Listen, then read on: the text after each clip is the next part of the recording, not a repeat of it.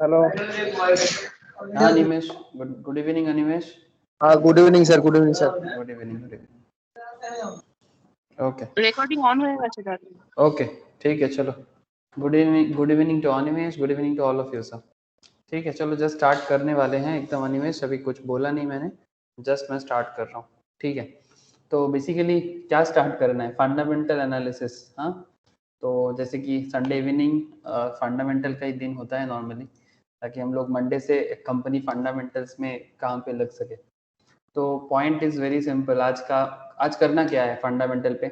आज मेरे दिमाग में जो फंडामेंटल के बारे में चल रहा है, जो क्लास में चल रहा था, मैं उसी को कंटिन्यू करूंगा। ऐसे आप सबको पता होगा क्लास में क्या चल रहा था, इक्विटी रिसर्च। यस और नो? हाँ, याद है आप लोगों को? हेलो, है ना?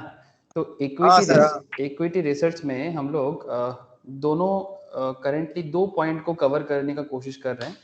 फर्स्ट थिंग देखो, ratio analysis maximum of you कर चुके हो।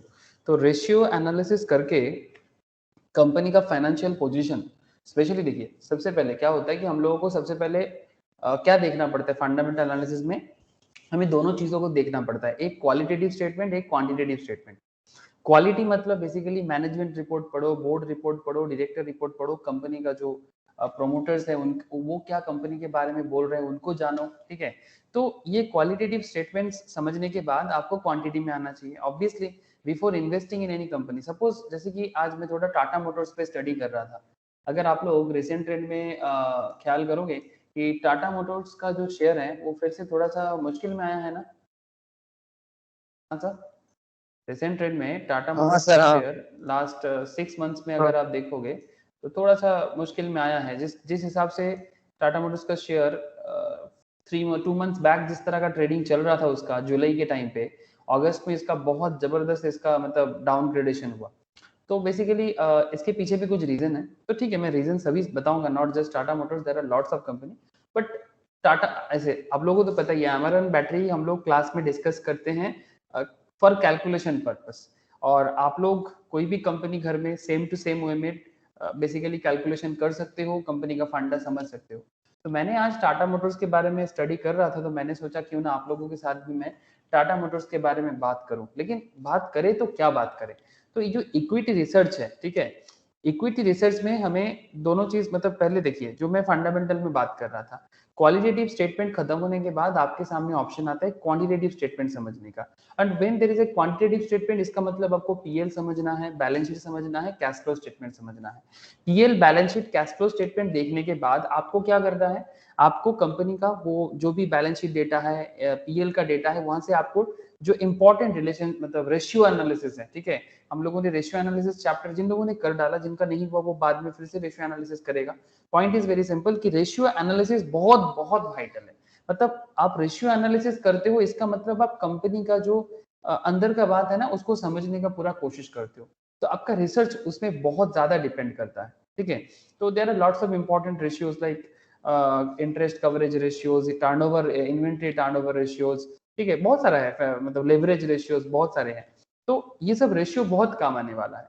लेकिन करंट जो इक्विटी रिसर्च हम लोग कर रहे हैं वो रेशियो के बाद हम लोग एक ऐसा एरिया डील कर रहे हैं जहां पर हम लोगों ने लास्ट क्लास में इनकम एरिया को डील कर रहे थे कि आप पीएल को कैसे चेक करोगे, पीएल को रिसर्च कैसे करोगे, जो भी आपका रेशियो एनालिसिस का रिजल्ट्स आता है उसको यूज करके आप पीएल को कैसे रिसर्च करोगे। आज मैं आपसे डिस्कस करने जा रहा हूं कि बैलेंस शीट को कैसे रिसर्च करोगे। मोस्ट इंपॉर्टेंट थिंग, मतलब हम लोग जानते बहुत कुछ है, we know PL, we know balance sheet, उसको रीड भी कर गए, उसको एनालिसिस भी कर गए, बट रिसर्च कैसे करेंगे। तो ये स्टेप्स है, तो ये इक्विटी रिसर्च का पार्ट 2 है। और इक्विटी रिसर्च पार्ट 1 में हम लोगों ने ये सीखा था कि चेकलिस्ट याद होगा आप लोगों को कि before investing any company you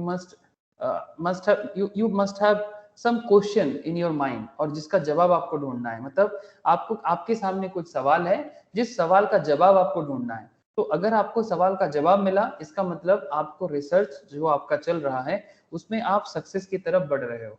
और अगर आपको जवाब नहीं मिल रहा है, इसका मतलब कहीं ना कहीं आपके रिसर्च में फिर से उसको क्या करना पड़ेगा, आपको रिवाइज करना पड़ेगा। तो वैसे ढेर सारे कंपनीज के बारे में तो बातें होंगे, लेकिन मेन मुद्दे पे बात करते हैं। और मैं पूरा कोशिश करूंगा कि आपको टाटा मोटर्स के बारे में इस पर्टिकुलर पॉइंट को समझाने का। अदानी का बात तो करता रहता हूँ मैं, अमरन बैटरीज तो कैलकुलेटिव एरिया है, तो आज मैं सोचा कि टाटा मोटर्स में भी बात करूंगा। तो ये रहेगा बेसिकली आज का डिस्कशन। तो चलिए मैं से स्टार्ट करता हूँ और फिर एक एक करके बात को आगे बढ़ाता हूँ। आप लोग पेशेंस जरूर रखिएगा, बिकॉज पेशेंस बहुत जरूरी है, बिकॉज इतना डिटेल्स डिस्कशन है, तो पेशेंस के बिना तो ना मैं चल पाऊंगा ना आप चल पाओगे। पेशेंस अभी रखोगे तो जिंदगी भर काम आएगा, और अभी पेशेंस अगर खो जाएगा तो मुश्किल हो जाएगा। और से इन्वेस्टमेंट पेशेंस मांगता है। फंडामेंटल एनालिसिस हम लोग इसलिए सीखते हैं ताकि हम लोग इन्वेस्टमेंट समझ सके, long term investment opportunities feel कर सके, पहचान सके। तो आपका पेशेंस होना बहुत जरूरी है। तो ये हमारा मेन एरिया ऑफ डिस्कशन है। तो चलो सर मैं स्क्रीन शेयर करता हूँ और फिर आपको मैं बताता हूँ कि करना क्या है। ओके, एक सेकेंड, स्क्रीन शेयर नहीं है ना? Hello sir. हाँ बोलो। सर इंटीग्रेटेड एनुअल रिपोर्ट का मतलब क्या होता? इंटीग्रेटेड एनुअल रिपोर्ट मतलब जिसमें कॉन्सोलिडेटेड करके रिपोर्ट होता है। मतलब या कंपनी का अपना रिपोर्ट, कंपनी का सब्सिडरी वगैरह का रिपोर्ट, सब मिला जुला के रिपोर्ट बनता है। एक तो उसमें स्टैंड, सेल सब एक साथ मिला हुआ रहता है? हाँ मतलब सब कुछ मिला के दिखाया जाता है आपको, इंटीग्रेटेड, ठीक है, जुड़ा हुआ। मेरे को भेजना और एक अगर साथ मिला है। मिला हुआ? हाँ, कुछ मिला है क्या ऐसे कहीं पर भी इंटीग्रेटेड एनुअल रिपोर्ट बोल के? हाँ सर, कहाँ मिला है? आपका यहाँ पे टीसीएस का मिल रहा था। अच्छा एक मिनट रुके, देखना पड़ेगा कि इसका है। अच्छा ठीक है, तुम ग्रुप में शेयर करना, मैं देख के बता दूंगा, ठीक है, और किसके सर अंदर से किसी किसी का एनुअल रिपोर्ट तो 2020 का है, किसी का 2021 का है। हाँ, तो जिसका जो रिपोर्ट निकला है लास्ट एनुअल रिपोर्ट उसके हिसाब से मिलेगा, किसी का लेटेस्ट जिसका जैसे रिपोर्ट निकल रहा है, ठीक है। नॉर्मली तुमको 21 का रिपोर्ट मिल जाएगा सभी कंपनी का, 2021 का सीडीएसएल रिपोर्ट का तो सभी नहीं का। मिला? क्यों नहीं मिलेगा? उसका भी मिलना चाहिए, कंपनी के नहीं साइट पे है? देखो। नहीं मिला? अच्छा ठीक है, देखता हूँ क्यों नहीं मिला। ठीक है ना, गूगल में। अच्छा मैं देखूंगा, रुक जाना, स्टार्ट तो करने दे। वो एक रिपोर्ट के लिए दिमाग खराब मत कर, वो मिल जाएगा, क्यों नहीं मिलेगा। सर इतना दिन हो गया, सबका तो 2021 का तो निकलना चाहिए। हाँ निकलना तो चाहिए ऑब्वियसली, और 21 का तो इतने निकल तब तो जाना ये चाहिए कंपनी था, इतना लेट लगा रहा है। निकल तो जाना चाहिए। अगर किसी के पास सीडीएसएल का एनुअल रिपोर्ट अगर किसी ने फाइंड आउट किया तो बताना, तो ग्रुप में देना जिसको चाहिए, अनिमेश को, ठीक है। अच्छा ठीक है, मैं मिलेगा तो मैं दिखाऊंगा, ठीक है। Sir CDL, CRISIL. Okay okay ठीक है, समझ गया। तो ग्रुप में डालना ये सब चीजें, क्लास में इतना समय नहीं लेना चाहिए। क्लास में मेन बात करते हैं, ग्रुप में डालना कि मुझे इसका रिपोर्ट नहीं मिल रहा, किसी को मिल रहा है तो बताओ, ठीक है। तो इस तरह से वो सब जुगाड़ हो जाएगा, उसमें इतना चिंता काहे करता है, ठीक है, वो सब तो मिल जाएगा, मिलने में क्या जाता है। ओके चलो, good evening Priya.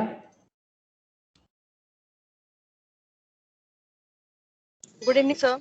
Good evening. अच्छा स्क्रीन शेयर नहीं है ना? अब देखो ना थोड़ा, हाँ स्क्रीन शेयर सर। है कि? ओके, अन्वेष तो ग्रुप में क्वेश्चन डालना, मैं किसी को ना किसी को तो पता चलेगा, वो बता देगा, या फिर मुझे जब मिलेगा मैं भी बता दूंगा। अच्छा देखो, तो बेसिकली हम लोग जिस पर्टिकुलर पॉइंट पे इक्विटी रिसर्च पे लास्ट कुछ दिनों से बात चल रहा है, understanding the business, the very very important part of this fundamental analysis, कि हमें इक्विटी रिसर्च करना है, और इक्विटी रिसर्च में जो सवाल का जवाब ढूंढने निकले हम लोग, ठीक है, जो चेकलिस्ट है हमारे लिए कि कंपनी करता क्या है, कंपनी का बैकग्राउंड क्या है, ठीक है, ऑलमोस्ट ऑलमोस्ट कितना होगा 18 के आसपास का सवाल ढूंढने निकले हम लोग, जो मैंने लास्ट दोनों क्लास में आप लोगों को समझाया।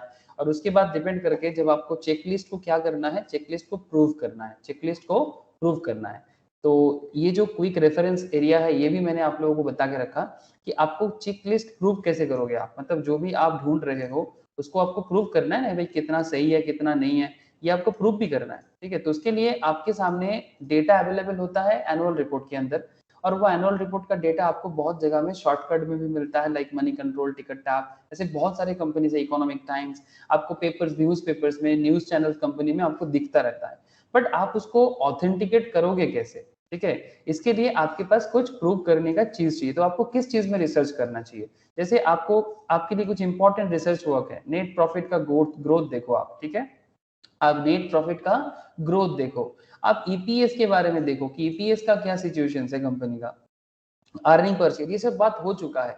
ग्रॉस प्रॉफिट मार्जिन ये भी बहुत जरूरी है कि अगर किसी कंपनी का ग्रॉस प्रॉफिट मार्जिन 20% से ज्यादा है, इसका मतलब ये कंपनी ग्रोथ में और सस्टेन करने में, सस्टेनेबल मतलब कि कंपनी अपने आप को कॉम्पिटिटिव वर्ल्ड में टिका पाएगा, ठीक है, मतलब इसका चांसेस बढ़ जाता है कि अगर किसी बिजनेस का मतलब ग्रॉस प्रॉफिट मार्जिन 20% से ज्यादा लेवल में है, तो इसका मतलब वो लॉन्ग रन में बहुत दूर जाने वाली कंपनी में से एक है। ये वन ऑफ द पैरामीटर्स है, ओके। इसका मतलब जरूरी नहीं कि हमेशा आपको 20% दिखेगा, 20% के नीचे वाला कंपनी को ऐसा नहीं कि छोड़ देना चाहिए, उसका भी बाकी पैरामीटर भी आपको देखना चाहिए। तो सस्टेनेबल मोड मतलब जिसके जो वॉरेन बफेट का फेमस वर्ड है कि आपको मोड चेक करना चाहिए, मोड इन द सेंस कि इसको मोटिव के साथ बोल सकते हो, बट वॉरेन बफेट इसको मोड कहते हैं। मोड का मतलब सिंपल है कि भाई आपके अंदर क्या दम है ग्रोथ के लिए। तो ग्रोथ समझना है तो यू मस्ट अंडरस्टैंड फंडामेंटली। तो ये कुछ पॉइंट है, जैसे आज मैं चर्चा करने वाला हूँ डेब्ट लेवल के बारे में कि company should not be highly leverage, तो इसके बारे में मैं चर्चा करूंगा कि कंपनी हाईली लेवरेज क्यों नहीं होना चाहिए, और अगर बहुत हाईली लेवरेज हो जाए तो आपके लिए क्या खतरा बन सकता है। इन्वेंट्री लेवल में भी बात करूंगा, सेल्स और रिसीवेबल्स में भी बात होगा, ठीक है, and cash flow from operations में भी बात होगा, एंड रिटर्न ऑन इक्विटी में भी बात होगा। ये सब पॉइंट को चेक करना चाहिए, ये सब पॉइंट को चेक करना चाहिए, जिसमें लास्ट क्लास मतलब प्रीवियस वीक में रेवेन्यू एंड पैट ग्रोथ हुआ था ना sir, revenue and PAT growth याद होगा आप लोगों को। अरे हाँ, या ना एमरन बैटरीज का हाँ जो सर, हाँ। एनुअल रिपोर्ट है ये देखिए। और सर सुनिए ना, बोल सर बोल। आप बोल रहे हैं सर यहाँ पे जो रेवेन्यू लेना है, यहाँ पे हाँ आपका income from operation and other income दोनों ही लेना है क्या? हाँ, ऑब्वियसली टोटल रेवेन्यू लेके ही काम करना चाहिए, ऑब्वियसली। टोटल इनकम हो गया, टोटल रेवेन्यू। हाँ एकदम टोटल रेवेन्यू लेके ही ना काम करोगे, ठीक है, ठीक ठीक है। है, revenue means total revenue obviously, ठीक है। तो बेसिक जो पॉइंट में बात कर, अच्छा एक चीज याद रखना, रेशियो एनालिसिस करते वक्त अगर कुछ पॉइंट को माइनस किया जा रहा था वो सब चीजें भी देखना चाहिए। मतलब आप रेशियो को जब एनालिसिस करते हो तो वहां पर कुछ पॉइंट को हम लोग लेने के टाइम पे देखते थे कि कुछ चीजों को माइनस करना पड़ रहा था, ठीक है, तो वो क्या माइनस कब होता है उसे भी आपको बार बार रिवाइज करना चाहिए दिमाग में। प्रैक्टिस बहुत जरूरी है सर, ठीक है, प्रैक्टिस बहुत जरूरी है, नहीं तो भूल जाओगे। अच्छा, तो अर्निंग पर शेयर में भी बात हुआ था, हाँ सर, कि जब आप किसी भी कंपनी का ईपीएस का ग्रोथ और ईपीएस का जो स्टेज है उसको चेक करते हो, तो उसमें भी हम लोग एवरेज बैटरीज में देख रहे थे। सिमिलरली हम लोग ग्रॉस प्रॉफिट मार्जिन में भी चेक किए थे कि gross profit by net sales करके इसका ग्रॉस प्रॉफिट मार्जिन लास्ट 5 साल का, मतलब यहाँ पर 9-10 से लेके 13-14 था। मैं आप लोगों को बोला था कि आप किसी भी कंपनी का लास्ट 5 साल का मतलब 21 एंड 21 की पिछला 4 साल का डेटा आप चेक कर सकते हो, और उसके बारे में आप ग्रुप में डिस्कशन कर सकते हो, इवन डेटा को पुट कर सकते हो, तो मजा आ जाएगा सर, एकदम मजा आ जाएगा। जैसे यहाँ पर मैंने आज, मैं इसको ग्रुप में डालूंगा, ठीक है, ये टाटा मोटर्स का लास्ट 5 साल का यहाँ पर रेवेन्यू और प्रॉफिट का, ठीक है, टाटा मोटर्स का रेवेन्यू एंड प्रॉफिट का एक फाइनेंशियल डेटा मैं रिसर्च कर रहा था तो उसके ऊपर मुझे मिल रहा था, तो ये भी मैं शेयर करूंगा। इवन आप देख सकते हो कि किस तरह से इसका रेवेन्यू ग्रोथ फ्रॉम 2012 से लेके 2021 तक इसका रेवेन्यू में क्या ग्रोथ हुआ है और कितना अप एंड डाउन हुआ है, और उसके ऊपर डिपेंड करके इसके प्रॉफिट में अप टू 18 तक क्या सिचुएशन था और रिसेंट ट्रेंड में इसका क्या प्रॉब्लम है, और इस प्रॉब्लम के पीछे की कहानी क्या है। और इसमें आज का चर्चा तो मेनली मैं डेप्थ लेवल में करूंगा, लेकिन ये टाटा मोटर्स भी चर्चा में रहेगा, ठीक है। तो this is my today's discussion depth level, जो आज का मेन हाईलाइटेड टॉपिक है, ठीक है। Depth level balance sheet check, तो हमें बैलेंस शीट को चेक करने के टाइम पे डेप्थ लेवल को चेक करना चाहिए, और डेप्थ लेवल से हमें क्या पता होता है वो मैं बताऊंगा। इन्वेंट्री चेक करना है, इन्वेंट्री लेवल से हमें क्या पता होता है वो भी मैं बताऊंगा। सेल्स वर्सेस रिसीवेबल्स वो भी आपको पता होना चाहिए, and obviously cash flow from operations and return on equity. ऐसे ये सारे के सारे डेटा आपका रेशियो एनालिसिस चैप्टर में ऑलरेडी हम लोग एक बार करके रिवाइज कर चुके हैं, ठीक है। तो जिनका हुआ है, जिनका नहीं हुआ बाय चांस रेशियो एनालिसिस, वो फिर से जब रेशियो एनालिसिस करेगा उनको फिर से रिवाइज हो जाएगा। लेकिन जो लोग ऑलरेडी समझते हो रेशियो एनालिसिस कैसे करना है, रेशियो एनालिसिस का एक एक पॉइंट फिर से दोहराओ, फिर से घर में प्रैक्टिस करो। मैं ऐसे ही नहीं बोल रहा हूँ, सीरियसली प्रैक्टिस करना जरूरी है, नहीं तो आप भूल जाओगे सर। मैं नहीं बोल रहा हूँ, ये तो मतलब सिचुएशंस बोलते हैं कि हम लोग कैसे भूल जाते हैं बिना प्रैक्टिस का। और आप हमेशा कंपनी लेवल में रिसर्च करते जाओ, तो जितना रिसर्च बढ़ाते जाओगे उतना मार्केट में अपने आप को अपडेट पाओगे। अच्छा, मैं थोड़ा सा पेन ले लेता हूँ, थोड़ा सा पेन ले लेता हूँ। ओके, मुझे पेन मिल गया।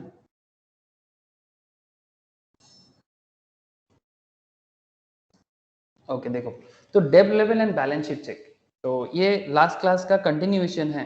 आई hope you all understand sir. तो जैसे फर्स्ट पॉइंट, मतलब लास्ट क्लास में हम लोगों ने जो पॉइंट चेकलिस्ट कर लिए थे, तो वो चेकलिस्ट पॉइंट क्या था सर? मैं आपको अभी बोला ना, ग्रॉस प्रॉफिट मार्जिन था, ठीक है, अर्निंग पर शेयर था, और आपको क्या चेक करना चाहिए था? रेवेन्यू एंड पैड ग्रोथ था। तो ये 3 पॉइंट में हम लोगों ने फर्स्ट क्लास में, मतलब इक्विटी रिसर्च का जो पहला क्लास था, सॉरी सेकंड क्लास था, उसमें चर्चा किया net profit growth, EPS and gross profit margin. Now we should discuss डेब्ट level, inventory level, sales versus receivable level, cash flow from operation level and return on equity level. तो I hope you understand कि research किस तरह से करना चाहिए। तो बहुत इंटरेस्टिंग कुछ फैक्ट निकलने वाले हैं। तो जब हम लोग डेब्ट लेवल को चेक करेंगे, जब हम लोग डेब्ट लेवल को चेक करेंगे बैलेंस शीट के अंदर, the first 3 points in the checklist were mainly related to the profit and loss statements of the company. Now we will now look through the few balance sheet items. One of the most important line items that we need to look on the balance sheet is the debt. मतलब balance sheet में हमेशा जब भी नजर आए, ठीक है, जब भी नजर में आता है तो नजर में क्या आना चाहिए? सबसे ज्यादा डेब्ट लेवल को एकदम नजर में रखना चाहिए।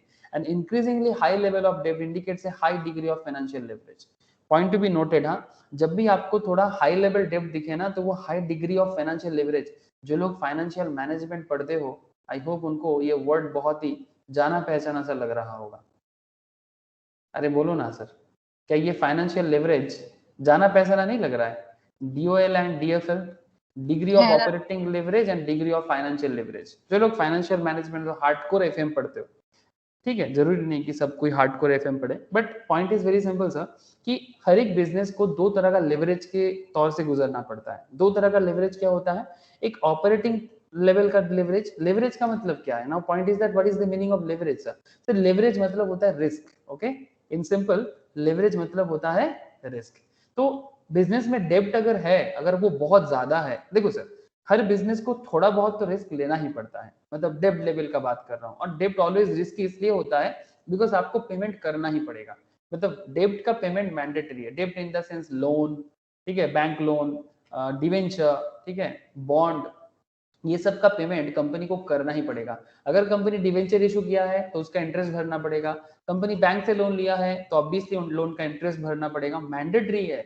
मतलब पहले खुद खाओ या ना खाओ फर्क नहीं पड़ता, ये दूसरे का पैसा है, सिंपल बात है। दिस इज योर लायबिलिटी, ये दूसरे का पैसा है, ये जल्दी जल्दी वापस करो। जल्दी मतलब जो टाइम ड्यूरेशन या 10 ईयर का लोन है आपका, जो 10 ईयर का डिवेंचर है आपका, यू हैव टू पे दीज थिंग्स।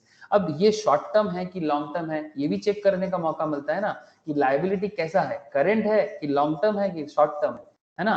तो आप किसी भी कंपनी का डेटा चेक करोगे, आपको ये सब डेटा एकदम मिलेगा, जबरदस्त मिलेगा। सर कैसे मिलता है? अरे बैलेंस शीट में जाओ, आराम से दिख जाएगा डेब्ट। तो चलो एक बार देख ही लेते हैं। जैसे ये मैं एमरन का 5 साल का डेटा यहाँ पर मैंने पुट किया, आप किसी दूसरा कंपनी का भी डेब्ट चेक कर सकते हो। तो चलो मैं एमरन से, क्योंकि हम लोग पढ़ते हैं इसलिए मैं एमरन का डेटा ले रहा हूँ। Amaron is not our current case studies, Amaron से हम लोग बस स्टडी करते हैं। तो स्टेटमेंट एंड बैलेंस शीट, चलो बैलेंस शीट में क्या आपको दिखाई दे रहा है? देखो तो बैलेंस शीट में नॉन करेंट लाइबिलिटी, हाँ sir, non current liability, non current in the sense long term. Long term borrowing इसका 13 का डेटा देखो, 14 का डेटा देखो, इवन आप 1920 2021 भी चेक कर सकते हो। लास्ट ईयर 1773 मिलियन का था, इस बार 75 मिलियन, मतलब ऑलमोस्ट 75 करोड़ का। लास्ट ईयर था 77 करोड़ का। मतलब 13 से इसका 14 का जो मार्केट डेब्ट है, लॉन्ग टर्म बोरोइंग है, थोड़ा कम हुआ है, ठीक है। शॉर्ट टर्म में आप देख सकते हो, short term borrowing last year 13 का डेटा जो है 98 करोड़ का था, सॉरी 9 करोड़ का था, इसमें 8 करोड़ का है, 98 मिलियन, और इधर 83 मिलियन। मतलब इसका लोन रीपे हुआ है, इसका लोन रीपे हुआ है, तभी तो कम हुआ है। बिना रीपे का तो लोन कम ही नहीं हो सकता। तो ये एक गुड साइन है ऑब्वियसली, लेकिन ये लोन रीपे क्यों हो रहा है, किस पर्पस में हो रहा है, यू मस्ट नो। ओके, बहुत सारे कंपनीज आईपीओ लेके आता है और अपना डेब्ट का जो इंटरेस्ट है उसको रीपे करने के लिए आते हैं। आपको देखना चाहिए कि कौन सा कंपनी आईपीओ इसलिए लेके आ रहा है क्योंकि उसके मार्केट में बहुत सारा लोन है, लोन को रीपे करने के लिए आ रहा है। आपको ये सब चीजों का ध्यान रखना चाहिए। चलो सर अदानी पोर्ट देखते हैं। अदानी पोर्ट का बैलेंस शीट दिखाई दे रहा है क्या? ये अदानी पोर्ट का एकदम रिसेंट बैलेंस शीट है सर, दिखाई दे रहा है क्या आप लोगों को? हाँ सर, ओके ये देखो सर, ये जो इंटीग्रेटेड एनुअल रिपोर्ट है जिसके अंदर सारा का सारा, जो पूछ रहा था मुझे में सर इंटीग्रेटेड का मतलब जिसके अंदर सब कुछ जुड़ा हुआ है, इंटीग्रेटेड मतलब एक दूसरे के साथ जुड़ा हुआ, मतलब आपको हर एक चीज के साथ हर एक चीज का कनेक्शन मिलेगा, तभी तो इंटीग्रेशन कहते हैं ना सर, इंटीग्रेटेड है सब कुछ। तो बैलेंस शीट के साथ पीएल का कनेक्शन, पीएल के साथ कैश फ्लो का कनेक्शन, इसका जो नोट्स है सब कुछ कनेक्टेड है, ऐसा नहीं कि कोई भी बात आउट ऑफ कनेक्शन कोई नहीं है, सब सिंक में बांधा हुआ है सर, सबके साथ सबका लिंक है, ऑडिट रिपोर्ट भी इसके अंदर है, सबके साथ सब कुछ लिंक किया हुआ है।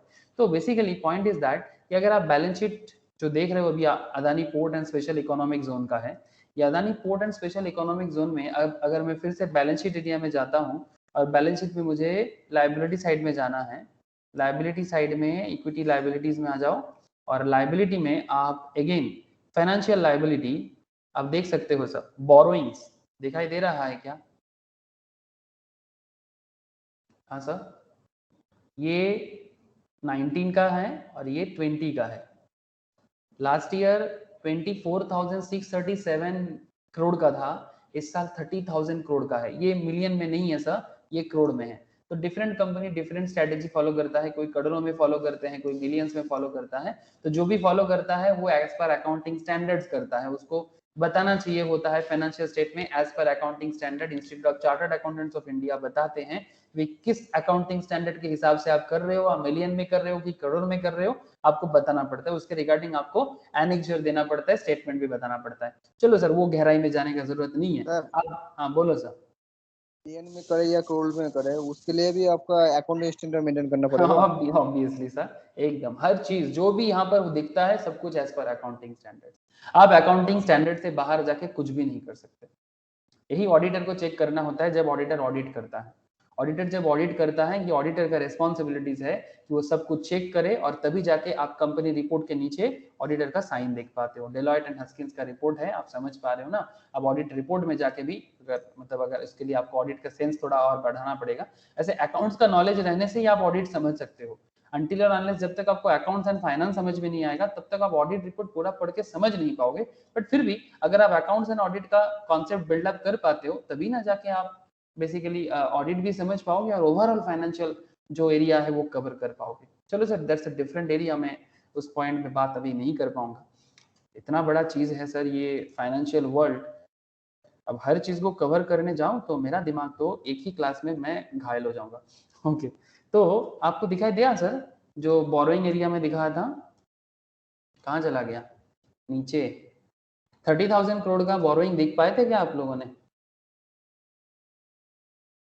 अगर आपको ये देखना है कि भाई कहाँ से कितना बोरो किया है तो नोट्स में जाओ, किसके कारण बोरो किया है, क्या पर्पस है बोरोइंग का, आपको वो भी पता चलेगा एक्सप्लेनेटरी नोट्स में, ये भी एज पर अकाउंटिंग स्टैंडर्ड्स। तो एक चीज तो दोहरा रहा है सर अदानी पोर्ट के बिजनेस में कि भाई उसका लोन का जरूरत बढ़ रहा है क्योंकि वो अपना बिजनेस को स्प्रेड कर रहा है। अब यही चीज आपको देखना होता है रिसर्च करने के टाइम पे, क्या ये डेप्ट टू मच है, क्या ये डेप्ट इसका टू मच है कि नहीं है। इसी को लेके अदानी पोर्ट को लेके जो एनालिस्ट है ना वो मिक्स्ड ऑफ रिप्लाई दे रहा है मार्केट में। अगर आप थोड़ा मार्केट रिसर्च देखते हो एज पर अदानी पोर्ट के बारे में, तो अदानी पोर्ट के बारे में मार्केट थोड़ा बहुत मिक्स्ड ऑफ रिपोर्ट बताते हैं। तो किसी किसी का मानना है कि भाई अदानी का लोन ज्यादा है, ठीक है, अदानी पोर्ट के बारे में बात कर रहा हूँ, ठीक है, सब बिजनेस का अलग अलग है।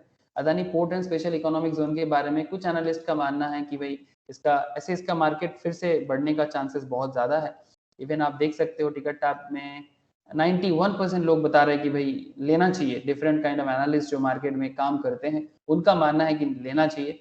अगर आप इसका फाइनेंशियल्स देखते हो, लुक एट इस फाइनेंशियल्स, ऐसे ही रिसेंट ट्रेंड में अदानी का कुछ प्रॉब्लम हुआ था तो मार्केट गिरा था, अदानी का सब नेगेटिव सेंटीमेंट चल रहा था टोटल अदानी सेगमेंट में। अदानी का जो पोर्टफोलियो है आप लोग जानते हो, Adani power, Adani transmission, Adani enterprise, Adani क्या बोलते हैं उसको सब, और एक तो मैं याद भूल गया, जो भी हो आपको आप लोग जानते हो, मुझे भी करंटली याद नहीं आ रहा। तो पॉइंट इज दैट उसके अंदर अदानी पोर्ट भी एक अदानी ग्रुप के अंदर आता है। क्या आप लोगों को फाइनेंशियल्स दिखाई दे रहा है सर? फाइनेंशियल्स में मैं अगर बैलेंस शीट एरिया में जाता हूं तो यहाँ पर आपको थोड़ा रफली दिखेगा, ठीक है।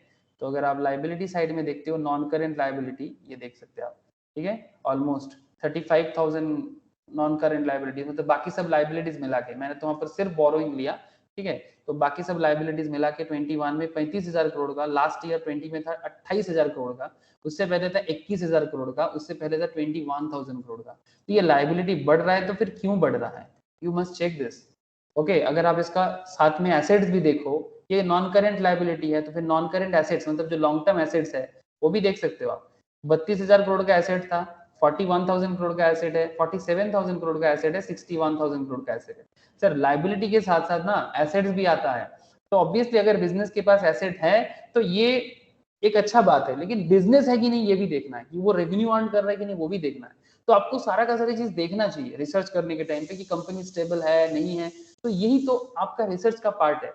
अगर आप साथ में ये भी चेक करते हो, शॉर्ट टर्म लाइबिलिटीज भी देख लो, करेंट लाइबिलिटीज, करेंट लाइबिलिटीज जो है मतलब जो मोटा मोटी विद इन 1 ईयर, ठीक है, पे करना पड़ता है 4,008 करोड़, 10,000 करोड़, 7,696 करोड़ एंड 7,215। तो 10,000 से थोड़ा इन्होंने शॉर्ट टर्म लाइबिलिटी को कम किया है, बट इनका लॉन्ग टर्म लाइबिलिटी ग्रो कर रहा है। तो ये सब आप लोगों के लिए इंपॉर्टेंट डेटा है, ठीक है। सिमिलरली आप, मैंने अदानी दिखाया आपको मैंने अभी एमरन से हम लोग पढ़ रहे हैं, मैं टाटा भी दिखाता हूँ, टाटा मोटर्स का भी बात करता हूँ, लेकिन पॉइंट देखो सर, तो ये जो पॉइंट है फाइनेंशियल ईयर 9-10 में इसका 91 करोड़ का डेब्ट था, ठीक है, उसके बाद थोड़ा सा इंक्रीज किया, फिर 84 करोड़, मैं एमरन में आ गया सर, हम लोग का जो स्टडी है, ठीक है, हम लोग जिस पर्टिकुलर पॉइंट से स्टडी कर रहे हैं मैं उसी में बात कर रहा हूँ, फिर 84 करोड़, फिर थोड़ा बहुत ज्यादा, फिर से कम कर दिया, ठीक है, 84 करोड़, मतलब ओवरऑल अगर देखा जाए 91 से ये 5 साल में 84 में आ गया। साथ में अगर आप ईवीआईटी लेवल भी चेक करते जाओ सर, कि ईवीआईटी मतलब क्या है, पहला प्रॉफिट ना सर, हेलो, ईवीआईटी मींस पहला प्रॉफिट है कि नहीं है, मतलब बिजनेस जब करता है तो बिजनेस करने के बाद उसके पास, मतलब आप लोग तो जानते हो सर पोएट्री, भूलना नहीं है poetry, sales less variable cost क्या होता है सर, बोलो, सेल्स लेस वेरिएबल कॉस्ट, अरे बोलो सर, कंट्रीब्यूशन, कंट्रीब्यूशन, कंट्रीब्यूशन से क्या लेस करते हो, फिक्स कॉस्ट, फिक्स कॉस्ट से क्या लेस करने के बाद आपको क्या मिलता है, ईबीआईटी, एग्जैक्टली है ना, तो यही है ईबीआईटी या ईबीआई टीडीए डीटीए, ठीक है, ईबीआईटी में बात करते हैं, earning before interest and tax, मतलब ये आपका वो वाला प्रॉफिट है जहां से अभी आपने इंटरेस्ट और टैक्स अभी तक भरा नहीं है, लेकिन आप देखते जाओ सर, ये जो ईबीआईटी प्रॉफिट है, ईबीडीआईटी होता है ना सर, ईबीडीआईटी भी होता है, ठीक है, अर्निंग ईबीआई टीडी भी बोलते हैं, आप जैसे बोल रहे हो ईबीआई टीडीए, उसको मैंने यहाँ पर लेस करके दिखाया, ठीक है, क्यों, बिकॉज डेप्रिसिएशन एंड अमोर्टाइजेशन उसके अंदर होता है, तुम जो डीआईटीडीए बोल रहे हो ना उसको ईबीआई टीडीए या फिर ए फॉर क्या, इंटेंजिबल्स का अमोर्टाइजेशन, बिजनेस के पास इंटेंजिबल्स एसेट्स भी होते हैं, गुडविल, पेटेंट, कॉपीराइट वगैरह, ठीक है, तो इस तरह का जो गुडविल है, जो कॉपीराइट है, वो उसका इंटेंजिबल्स है, उसका वैल्यूएशंस में क्या चेंजेस है उसके लिए अमोर्टाइजेशन, और डी फॉर डेप्रिसिएशन जो फिक्स्ड एसेट्स जो होते हैं, मशीनरीज, फर्नीचर्स, उसके लिए बताया जाता है। तो अगर आप इसको छोड़ते हो, सिर्फ और सिर्फ कैश आइटम में बात करते हो, देन ओनली ईबीआईटी इज, ठीक है। अभी आप डेप्रिसिएशन के बारे में, मैंने डेप्रिसिएशन अमोर्टाइजेशन में मैंने प्रीवियस क्लास में पहले भी चर्चा किया है, अगर आप भूल गए हो तो फिर से एक बार प्रीवियस क्लास देख सकते हो सर, मैं अभी थोड़ा सा आपको ईबीआईटी में ही बात करूंगा, समझ आ रहा है सर, मतलब डी जो है वो डेप्रिसिएशन को डिनोट करता है, ए जो है वो अमोर्टाइजेशन को डिनोट करता है, आपको दिखने को मिलेगा बहुत जगह में, but currently just look this EBIT, okay. Even आप मार्केट में जो भी अवेलेबल मिलता है, मतलब जैसे कि मनी कंट्रोल वगैरह में, तो आपको वहां पर भी देखो ईबीआई टीडीए या डेप्रिसिएशन एंड अमोर्टाइजेशन, ठीक है, फिर पीबीआईटी, मतलब डेप्रिसिएशन अमोर्टाइजेशन को मैं हटा के बात कर रहा हूँ, PBIT means EBIT, PBIT means EBIT, ठीक है। तो करंट मेरा कॉन्सेप्ट इज, देखो सर, डेप्रिसिएशन एंड अमोर्टाइजेशन ये दोनों नॉन कैश होते हैं, जिसका एक अलग ही रोल प्ले है, वो भी देखना चाहिए, बट करेंटली मैं इसको इग्नोर कर रहा हूँ। डेप्रिसिएशन एंड अमोर्टाइजेशन जो नॉन कैश होते हैं, जो आपके पॉकेट से निकलता नहीं है, लेकिन बिजनेस के वैल्यूएशन के हिसाब से, एसेट के वैल्यूएशन के हिसाब से वो कम होता है, तो वो भी है, वो डेटा भी आपको यहाँ पर दिख रहा है, ठीक है, but currently let's ignore it, okay. तो ईबीआईटी या PBIT, that's a very important data for you. My point is very simple sir, कि डेब्ट के साथ साथ क्या बिजनेस अपना प्रॉफिट लेवल में इंक्रीमेंट किया है, मतलब अगर बिजनेस ने लोन लिया या लोन दिया, मतलब लोन कम किया या लोन और लिया, उसमें प्रॉब्लम उतना है नहीं, अगर साथ में प्रॉफिट भी होता जाए तो क्या आपको बात समझ में आ रहा है? अगर इसका डेब्ट बाय ईबीआईटी परसेंटेज अगर आप चेक करते हो तो 9-10 में इसका 35% का डेब्ट ईबीआईटी था, फिर ये 42% हुआ, फिर 26%, फिर 20% एंड नाउ 15.57%। क्या लग रहा है सर ये बात देख के? मतलब आपका कितना ईबीआईटी है उसके बेसिस में आपका डेब्ट परसेंटेज कितना है, ठीक है? तो डेब्ट seems to have stabilized around 85 crore, ये जो स्टेबल हुआ 85 करोड़ के आसपास। In fact it is encouraging to see that the डेब्ट has come down in comparison to 9-10. Besides checking for the interest coverage ratio, जब भी आप डेब्ट ईबीआईटी रेशियो चेक करोगे ना, साथ में आप इंटरेस्ट कवरेज रेशियो भी चेक कर देना। तो इंटरेस्ट कवरेज रेशियो क्या बताता है सर? पढ़ के आए हैं रेशियो एनालिसिस में सर, वहां पर हम लोग क्या चेक करते हैं? इंटरेस्ट कवरेज रेशियो में हम लोग क्या चेक करते हैं, याद है किसी को? हाँ सर, वहां पर ईबीआईटी और इंटरेस्ट का डेटा चेक किया जाता है। हाँ, इंटरेस्ट कवरेज रेशियो, एक सेकेंड मैं यहीं पर दिखा देता हूँ, 2 मिनट, आपको ऑनलाइन में से मिल जाता है रेशियो का जो भी है। Interest coverage ratio EBI TDA divided by interest expenses, ठीक है? EBI TDA divided by interest expenses, ये क्या बताते हैं आपको? इंटरेस्ट कवरेज रेशियो आपको बताते हैं कि भाई आपका कितना इंटरेस्ट अर्न, मतलब इंटरेस्ट आपके अर्निंग का कितना पार्ट इंटरेस्ट पे करने में जाएगा। सपोज आप 1 टका कमाते हो, सपोज आप 1 टका 20 पैसा कमाते हो और आपका इंटरेस्ट 1 टका है, point to be noted sir. अगर आपके पास 1 टका 20 पैसा होगा तभी ना आप 1 टका का इंटरेस्ट रिपे कर पाओगे, ये सुनो। हाँ सर बोलो। अगर इफ यू हैव 1.20 रुपीज, ये सब बात पहले हो चुका है, मैं बस आपको एक बार फिर से रिकॉल करा रहा हूँ। इंटरेस्ट कवरेज रेशियो जब हम लोग रेशियो चैप्टर में पढ़े थे, मोस्ट प्रोबेबली पहला रेशियो ही था इंटरेस्ट कवरेज रेशियो वगैरह, कि इफ यू ऐसे करके टाइम्स में आता था 1.2 टाइम्स। अगर आपका इंटरेस्ट कवरेज रेशियो 1.2 टाइम्स होता है, जो EBI TDA divided by interest expense करके आपको मिलता है, ये EBI TDA divided by interest expense करके आपको जो मिल जाता है, ये 1.2 टाइम्स अगर आता है, इसका मतलब क्या? इफ योर मतलब आपके पास इतना अर्निंग है जिसमें अगर आपका 1 रुपी इंटरेस्ट हो तो आप पे कर सकते हो। ये जितना ज्यादा होगा उतना अच्छा। कौन सा चीज? इंटरेस्ट कवरेज रेशियो, ठीक है? तो ये सब बातों का ध्यान देना चाहिए। फिर से अगर हो सके रेशियो चैप्टर फिर से करो सर, फिर से रेशियो चैप्टर को रिवाइज करो, ठीक है? जिन्होंने किया, जिन्होंने नहीं किया, सभी को बोलूंगा कि फिर से रिवाइज करो ताकि रिकॉल होता जाए, कनेक्ट होता जाए, ठीक है? तो basically which we have discussed previously, I also like to check the debt as a percent of earning before interest and tax, ठीक है? जो यहाँ पर आपको दिख रहा है। This just gives a quick perspective on how the company is managing its finance. Company अपना फाइनेंस को कितना बेहतरीन वे में मैनेज कर रहा है वो आपको समझ में आता है। We can see debt by EBIT ratio consistently reduce, ये धीरे धीरे रिड्यूस हो रहा है। क्या आप लोगों को दिखाई दे रहा है सर? 35, 42, 26, 20, 15, अल्टीमेटली ये रिड्यूस हुआ है। क्या लगता है ये रिड्यूस होना अच्छा बात है कि बुरा बात है? हाँ सर, डेब्ट ईबीआईटी रेशियो अगर रिड्यूस होता है, it's a good sign for the company और bad sign for the company? क्या लगता है? हाँ सर, रिड्यूस होगा तो अच्छा ही कंपनी है ना। हाँ ऑब्वियसली, इसका मतलब कंपनी अपना जो डेब्ट लेवल है उसको मैनेज कर पा रहा है। कंपनी अपने प्रॉफिट का वो मतलब प्रॉफिट करके अपना जो लोन है उसको कम करने का क्षमता रख रहा है, ठीक है? इसका मतलब यही है। लेकिन अगर कंपनी डे बाय डे, मतलब अगर 5 साल में ट्रेंड देखते हो, अगर ये डे बाय डे बढ़ता जाता है, इसका मतलब आपको कुछ सोचना चाहिए फिर से। अब देखो, जब कंपनी ग्रोथ स्टेज में होते हैं, जब अदानी का आप चेक कर रहे हो, सिमिलर पॉइंट में आप अदानी का जब चेक कर रहे हो तो आप क्या देख रहे हो, ठीक है? अब देखो अदानी का यहाँ पर आपको पीबीआईटी है, आप चेक करना घर में, ठीक है? आपके पास ईबीआईटी का डेटा भी मिल जाएगा और साथ में आप अदानी का क्या चाहिए आपको? इंटरेस्ट एक्सपेंस, वो भी आपको कहाँ से मिलेगा? इंटरेस्ट एक्सपेंस ही आपको बैलेंस शीट में मिल जाएगा, ठीक है? यहाँ पर तो आपको इंटरेस्ट एक्सपेंस का डेटा नहीं दिख रहा है, ठीक है? Net income, earning per share नहीं, यहाँ नहीं मिलेगा, बैलेंस शीट में चेक करना होगा। तब आप वहां पर जाके इंटरेस्ट एक्सपेंस देख सकते हो कि बिजनेस कितना इंटरेस्ट के लिए भर रहा है। तो ये सब मैंने आप लोगों को रेशियो के चैप्टर में पढ़ाया।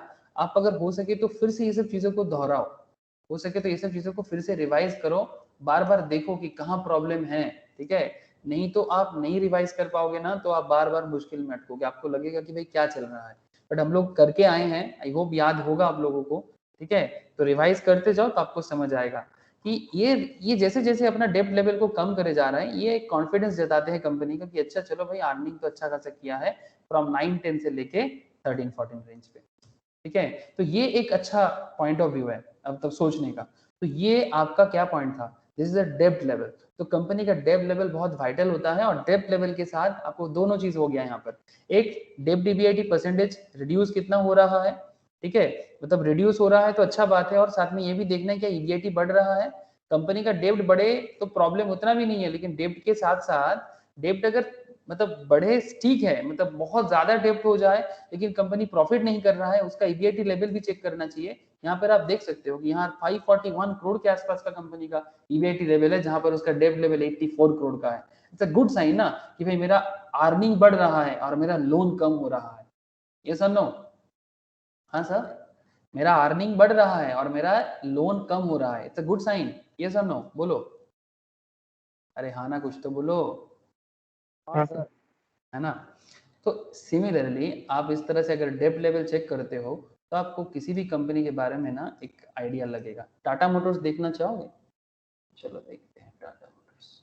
मैं बात करूंगा ऐसे टाटा मोटर्स पे, कुछ वाइटल केस स्टडीज है, मुझे इच्छा है आज आप लोगों के साथ शेयर करने का। तो टाटा मोटर्स का फाइनेंशियल्स देखते हैं। ऐसे टाटा मोटर्स के बारे में करंट मार्केट क्या बताना चाहता है सर? थोड़ा मिक्स्ड है, 62% के आसपास लोग सोचते हैं कि इन्वेस्ट करना चाहिए। ओके, और इसका फाइनेंशियल्स अगर आप देखते हो तो बैलेंस शीट अगर हम चेक करें टाटा मोटर्स का, liability, non current liability, non current मतलब लॉन्ग टर्म।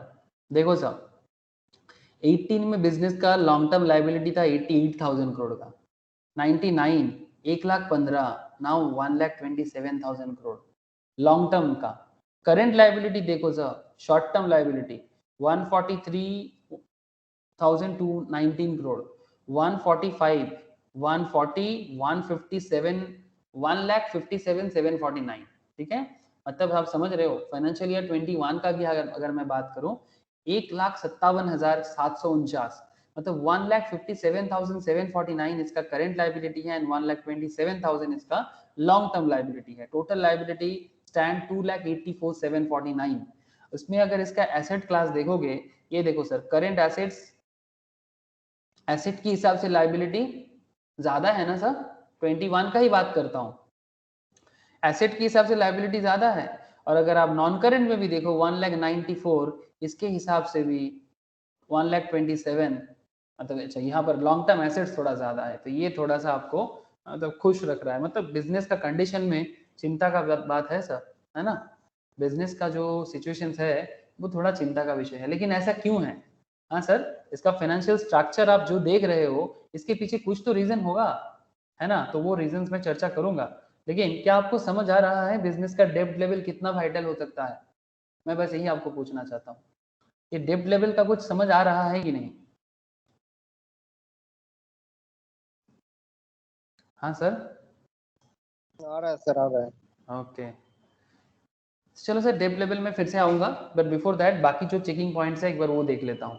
इन्वेंट्री चेक कर ले सर। सर इन्वेंट्री चेक किसका करना चाहिए? सर इन्वेंट्री उसका करना चाहिए जिसका मतलब जो कंपनीज नॉर्मली स्टॉक मेंटेन करता है, मैन्युफैक्चरिंग कंपनीज जो प्रोडक्शन करते हैं सर, प्रोड्यूस करते हैं, प्रोडक्ट बनाते हैं, जैसे अमेरन बैटरी बनाते हैं, टाटा मोटर्स कार बनाते हैं, ठीक है, जो जैसे पोर्ट बिजनेस में आपको नहीं दिखेगा, वो मेनली सर्विस सेक्टर्स हो गया, मतलब पता नहीं पोर्ट वगैरह में आपको वो इन्वेंट्री चेक नहीं मिलेगा, जो बेसिकली प्रोडक्ट का बिजनेस होता है, ठीक है। जैसे आप समझ रहे हो ना, जैसे कोई कार मैन्युफैक्चरर है, कोई बैटरी मैन्युफैक्चरर है, ठीक है, जो कुछ मैन्युफैक्चर करते हैं, एनएसडीएल सीडीएसएल वगैरह में आपको ये सब नहीं मिलेगा। तो जिसका जैसा बिजनेस है उसके हिसाब से आपको चेक करना चाहिए। तो if it's a manufacturing company you must check the inventory, okay. और इन्वेंट्री में आपको क्या चेक करना चाहिए? इन्वेंट्री में आपको क्या करना चाहिए इसके ऊपर रिगार्डिंग हम लोगों ने रेशियो एनालिसिस किया।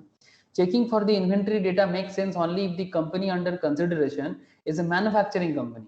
Scrutinizing the inventory data helps us in multiple ways. Raising inventory with raising PAT. अगर आपका स्टॉक बढ़ रहा है, inventory means what? Inventory means stock, है ना? अगर आपका स्टॉक इंक्रीज हो रहा है बिजनेस का और साथ में आपका पैट भी बढ़ रहा है, PAT means profit after tax, तो आपका इन्वेंट्री भी बढ़ रहा है और आपका पैट भी बढ़ रहा है, indicates a sign of growing company.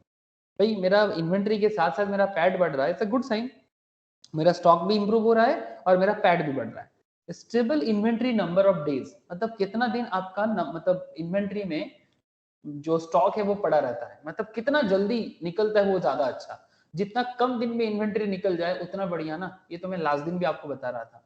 कि सपोज किसी के दुकान में सामान आता है, ग्रोसरी स्टोर ही मान के चलो सर, एक ग्रोसरी शॉप ओनर है जिसके दुकान में हर एक हफ्ते में 1 वीक में उसका स्टोर का प्रोडक्ट सेल हो जाता है, किसी का 2 हफ्ता में सेल होता है, किसी का 3 हफ्ते में सेल होता है, किसी का 4 हफ्ते में सेल होता है। फिर कौन बेहतर प्रॉफिट कर सकता है? ये इन्वेंट्री 4 हफ्ता वाले ज्यादा बेहतर करेंगे, 2 हफ्ता या 1 हफ्ता? मतलब आप समझ रहे हो इन्वेंट्री से क्या जुड़ता है सर? इन्वेंट्री से ही तो जुड़ता है कि आप कितना प्रॉफिट करोगे। ये सुनो, हाँ सर, अरे बोलो, क्या आपका प्रॉफिट इन्वेंट्री पे डिपेंड नहीं करता? हेलो, क्या मेरा आवाज आ रहा है आप लोगों तक? सर कैसे डिपेंड करता है? अरे सर वही तो मैं बोल रहा हूँ, मान की तुम्हारा एक ग्रोसरी स्टोर है, ठीक है, तुम 1 हफ्ते के अंदर तुम्हारा ग्रोसरी जो भी आपकी तुम्हारे पास है तुम सेल कर देते हो, ठीक है।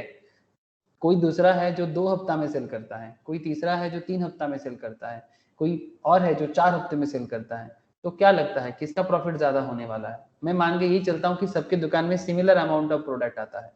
सपोज तुमने भी 1 लाख का प्रोडक्ट उठाया, उसने भी 1 लाख का प्रोडक्ट उठाया, बट तुम्हारा 1 लाख खत्म होने में 1 हफ्ता, उसका 2 हफ्ता, उसका 3 हफ्ता, उसका 4 हफ्ता, तो कौन ज्यादा रोल कर पा रहा है? इसको हम लोग बोलते हैं सर इन्वेंट्री टर्नओवर डेज। कौन ज्यादा प्रॉफिट कर पाएगा बताओ ना? जो ज्यादा कम दिन में सेल कर देगा। वही तो बात है ना सर, वही मैं बोल रहा हूँ कि जो बिजनेस ज्यादा जल्दी सेल पर कर पाएगा, जिसका इन्वेंट्री, लेकिन इसका एक दूसरा साइड भी है, मैं 2 मिनट बाद आता हूँ, ठीक है। इसका एक दूसरा साइड भी है, इसका मतलब ये तो नहीं ना कि आप सबको मतलब क्रेडिट में देते जा रहे हो और आपका दुकान खाली कर रहे हो तो आपका मार्केट में पैसा फंस जाएगा, वो भी चीज देखना है। जल्दी जल्दी मार्केट से निकालने का मतलब ये नहीं कि आप लोगों को उधारी में इतना देते जाओ कि अपना मार्केट डेब्ट बढ़ता जाए। तो ये भी एक दूसरा पॉइंट है ऐसा, जैसे बोलते हैं ना सिक्का का 2 पहलू। अरे बोलते कि नहीं बोलते? एक कॉइन है 1 टका का, अगर ये हेड साइड है, ठीक है, if there is a head side then पीछे क्या होगा सर? टेल। तो हर सिक्का का 2 पहलू होते हैं, ठीक है। यहाँ पर भी हमें हर चीज में 2-2 पहलू दिखेगा। जैसे डेब्ट में भी डेब्ट साइड हमें ये भी बताते हैं कि रिस्की है, बट डेब्ट साइड हमें ग्रोथ भी बताते हैं। Similarly inventory number of days भी आपके लिए दोनों हेड टेल का काम करेगा। तो ये आपका एनालिसिस है जो आपको उस पर्टिकुलर ऑब्जेक्टिव तक पहुंचाएगा कि वो हेड है कि टेल है, ठीक है। तो चलो देखते हैं कि यहाँ पर क्या मिलता है हमें। Checking for the inventory data makes sense only if the company under consideration is manufacturing company. Okay, service industries में ये बात काम नहीं करेगा सर। तो scrutinizing the inventory data helps in multiple ways. कहाँ मिलता है डेटा? अरे सर बैलेंस शीट चेक करोगे मिल जाएगा, ठीक है, मैं आपको दिखाता हूँ अभी। अच्छा, raising inventory with raising PAT. Inventory बढ़ रहा है साथ में पैड भी बढ़ रहा है, बढ़िया है, क्या प्रॉब्लम है? आपका स्टॉक के साथ साथ अगर आपका प्रॉफिट आफ्टर टैक्स भी इंक्रीज है, बढ़िया है। Stable inventory number of days, अगर किसी कंपनी का inventory number of days stable है, इसका मतलब मैनेजमेंट का operational efficiency to some extent अच्छा है ना, कि वो स्टेबल इन्वेंट्री लेवल मेंटेन करता है, मतलब एक सर्टेन टाइम के बाद ही उसका इन्वेंट्री निकालते हैं। जैसे अगर आप अमरन बैटरी का देखते हो 9-10 से लेके 13-14 का, जो मैंने यहाँ पर डेटा में आपको पुट किया, तो आप यहीं से देखो ना, इन्वेंट्री 217 करोड़ का है, 284 करोड़ का है, 284, 266, 292, 335 आपका इन्वेंट्री ग्रो किया है, कई बार थोड़ा कम भी हुआ है, बट नंबर ऑफ डेज देखो 68, 72, 60, 47, 47, मतलब 12, 13 एंड 13, 14 में कंपनी कुछ अच्छा कर रहा है सर, ठीक है। इन्वेंट्री नंबर ऑफ डेज कम हो रहा है और साथ में आप ये भी देखो सर कि पैट का ग्रोथ भी देखो सर। जब जब उसका इन्वेंट्री नंबर ऑफ डेज कम हुआ है तब तब उसका प्रॉफिट का ग्रोथ देखो आप, क्या दिखाई दे रहा है सर? जब जब उसका इन्वेंट्री नंबर ऑफ डेज कम हुआ है तब तक उसका प्रॉफिट आफ्टर टैक्स भी बढ़ा है और साथ में उसका इन्वेंट्री अमाउंट भी बढ़ा है। देखो सर 217, 292, 292, 284, 335। बोलो सर बोलो, दिखाई दे रहा है? माथा में कुछ घुस रहा है कि नहीं? Hello, okay. रोशनी, ज्योति, सुबो, सुमित, आप लोगों को सुनाई दे रहा है, समझ आ रहा है? Okay. तो ये सब कुछ पॉइंट्स, प्रिया समझ आ रहा है कि नहीं? बोलो sir.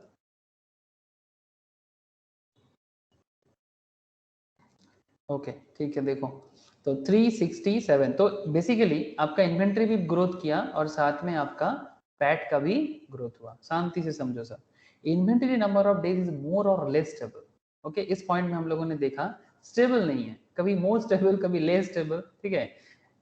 It does show some sign of slight decline, ठीक है, लास्ट में जाके थोड़ा डिक्लाइन भी किया है। So do note we have discussed the calculation of inventory number of days in previous ratio chapter. Both the inventory and PAT are showing a similar growth signs, which is again a good sign. जो मैंने आपको बोला, inventory and PAT दोनों ने growth दिखाया, तो ये आपके लिए बेहतरीन सिचुएशन है। अगर मैं अमेरन से बात करूं या फिर कोई दूसरा कंपनी जो मैन्युफैक्चरिंग कंपनी है, अब उसका भी चेक करके देखो कि भी उस पर्टिकुलर बिजनेस में स्टॉक लेवल कैसे मेंटेन हो रहा है। सर कैसे पता करेंगे? सर अगर मैं आपको यहाँ पर बैलेंस शीट में ही देखे जाऊं, तो ये तो सिर्फ 13-14 है, आपको और थोड़ा पुराना डेटा चाहिए जो मैंने यहाँ पर पुट करके रखा। तो ये देखो सर कहाँ मिलता है, कहाँ मिलता है, आपको एसेट में जाना चाहिए। एसेट में जाओ और आप करंट एसेट्स में जाओ। करंट एसेट्स में आपको इन्वेंट्री दिखाई दे रहा है क्या? इन्वेंट्री करंट एसेट्स में क्यों है, कोई बता सकते हो? सर बिकॉज क्योंकि इन्वेंट्री करंट एसेट्स ही है, इसीलिए। ओके, इन्वेंट्री आप जिस चीज का बिजनेस करते हो, क्या उसको आप सालों भर रखना चाहते हो कि एक साल के अंदर ही निकालना चाहते हो? क्या चाहोगे सर? जिस चीज का आप बिजनेस करते हो उसको आप क्या चाहोगे कि भाई हर साल आपका वो प्रोडक्ट सेल हो जाए, चाहे आप बैटरी का बिजनेस करो या गाड़ी का। बोलो sir, am I right or wrong? हाँ सर, मैं तो चाहूंगा एक दिन में बिक जाए मेरा माल। ऑब्वियसली तुम्हारा जो आज लाते हैं और आज ही बिक जाए, एग्जैक्टली दैट्स व्हाई ये करंट एसेट्स है। तो आप देख सकते हो इसका स्टॉक इंक्रीज हुआ है, it's a good sign obviously कि स्टॉक इंक्रीज किया है। लास्ट ईयर तुमने 2928 मिलियन मतलब ऑलमोस्ट 292 करोड़ के आसपास का तुम्हारे पास था, इस बार तुमने 335 करोड़ का इन्वेंटरीज लाया, तो 292 और 335, तो आपका स्टॉक इंप्रूव हुआ, ठीक है। अब इसके साथ आपको चाहिए ये भी कर लेना चाहिए कि बिजनेस में पैट में ग्रोथ हुआ है कि नहीं। सर पैट का डिटेल्स कहाँ मिलता है? सर पैट का डिटेल्स ऑब्वियसली आपको पीएल में मिलेगा, ठीक है। तो अब देखो प्रॉफिट आफ्टर टैक्स, आपका स्टॉक ही तो है जिस चीज का बिजनेस आप करते हो, तो अगर आपने स्टॉक इंप्रूव किया तो क्या आपका प्रॉफिट भी हुआ? मतलब जिस प्रोडक्ट को आप बेचने के लिए आए हो, क्या आपका प्रोडक्ट बेच के आपको प्रॉफिट हुआ? लो किया आपने जब 292 करोड़ का आपका स्टॉक था, तब आपका प्रॉफिट कितना था? 200, मतलब इस पर्टिकुलर ईयर का प्रॉफिट बता रहा हूं मैं, ठीक है। Profit before expense of tax, profit before tax and profit for the year, tax वगैरह देने के बाद। तो यहाँ पर आपका 286 करोड़ का प्रॉफिट का ग्रोथ है, ये सब कुछ मिला जुला के, और यहाँ पर आपका 367 करोड़ का प्रॉफिट है। तो basically point is that sir profit growth हुआ है, आपने स्टॉक को बढ़ाया बिजनेस में और उसके साथ साथ आपका प्रॉफिट हुआ है। इसका एक उल्टा भी दिखाऊंगा आपको मैं जैसे टाटा मोटर्स को मैं इसीलिए चुना बात करने के लिए, वेट कर जाओ सर टाटा मोटर्स का केस को समझने के लिए, थोड़ा वेट कर जाओ, मजा आ जाएगा। तो लेकिन मैं टाटा मोटर्स में पहुंचने से पहले ना, मैं चाहता तो पहले ही टाटा मोटर्स बोल देता, बट मेरे हिसाब से before dealing Tata Motors we should understand कि भाई हमें पढ़ना क्यों चाहिए, इन्वेंट्री चेक क्यों करना चाहिए। तो हम लोगों ने एमरन से भी देखा, the inventory number of days is more और less stable, in fact it does show some sign of a slight decline. Do note we have discussed the calculation of inventory, so similar growth sign which is again a good sign, मतलब inventory and PAT दोनों increase है, तो ये business के लिए good sign है। मतलब आप सोच सकते हो मतलब उस पर्टिकुलर स्टॉक को चूज करने के लिए, इन्वेस्टमेंट के लिए सोच सकते हो, लेकिन कंफर्म कब होगा? अरे सर हम लोग इक्विटी रिसर्च अभी तक कंप्लीट नहीं किया, तो कंफर्मेशंस का भी कोई जगह नहीं आया, अब बस अभी चल रहा है कि क्या क्या देखना चाहिए। Sir sales versus receivable, sales versus receivables, ठीक है। सेल्स वर्सेस रिसीवेबल्स मैंने क्यों चूज किया अब यहाँ पर, ये चेक क्यों करना चाहिए? बिकॉज आपको इन्वेंट्री बढ़ाना है, बहुत अच्छा इन्वेंट्री टर्नओवर बढ़ाना है, मतलब जितना जल्दी आप अपना स्टॉक को निकालोगे उतना बढ़िया है। लेकिन क्या इसके कारण आप क्रेडिट पे ही सारा का सारा सेल कर दोगे? कर सकते हो, लेकिन उसके लिए आपका क्रेडिट कलेक्शन पीरियड कितना बढ़िया है वो भी देखना पड़ेगा, कितना क्वालिटी क्रेडिटर है, डेटर है आपका, वो भी देखना पड़ेगा ना सर। मतलब सेल्स वर्सेस रिसीवेबल्स, रिसीवेबल्स क्या होता है? रिसीवेबल्स मतलब होता है क्रेडिट सेल। हाँ सर, रिसीवेबल्स मतलब होता है क्रेडिट सेल। आप किसी भी बिजनेस का बैलेंस शीट निकालो और आपको वहां पर उस बिजनेस का क्या दिखेगा? ऑब्वियसली उस बिजनेस का क्रेडिट सेल्स दिखेगा। कहाँ मिल जाएगा सर क्रेडिट सेल्स? चलो बैलेंस शीट में चलते हैं और आप बैलेंस शीट में ढूंढो कि भाई कहाँ मेरा रिसीवेबल्स है। क्या आपको दिखाई दे रहा है sir trade receivables? This is also current assets, this is also current assets. क्या दिखाई दे रहा है आप लोगों को? हाँ सर, 3806 करोड़ का, 806 मिलियन मतलब बेसिकली 380 करोड़ का इनका डेटर ये आपका 13 का है, और 452 करोड़ ये इनका 452 करोड़ ये इनका 14 का है। तो 13 से रिगार्डिंग इनका 14 में ट्रेड रिसीवेबल्स बढ़ा है, इसका मतलब क्रेडिट सेल बढ़ा है। है ना, इसका मतलब क्रेडिट सेल बढ़ा है, तो इसमें कोई खराबी नहीं है, सेल तो बढ़ा है ना। सेल बढ़ने का मतलब इन्वेंट्री टर्नओवर भी बढ़ा होगा आपका, मतलब आपका स्टॉक जल्दी जल्दी निकला है। तो ये डिटेल्स आप इन्वेंट्रीज के वहां पर जाके भी चेक कर सकते हो। नॉर्मली सर ये वर्किंग कैपिटल मैनेजमेंट का पार्ट होता है, जहां पर इसको डिटेल्स में सिखाया जाता है कि किस तरह से inventory number of days count होता है। तो वो कोर फाइनेंस का एरिया है, तो मैं उतना डिटेल्स में अभी नहीं जा सकता, बट इतना आपको मैं जरूर समझा सकता हूँ जितना अभी आपको समझने को मिल रहा है कि ट्रेड रिसीवेबल्स जो बढ़ते हैं बिजनेस का, ये थोड़ा खतरनाक साइन भी हो सकता है कि जरूरत से ज्यादा रिसीवेबल्स बढ़ना, जरूरत से ज्यादा बढ़ना it's not a good sign always, but अगर बिजनेस इसको मेंटेन कर पाता है क्रेडिट सेल्स को, तब तो बढ़िया है।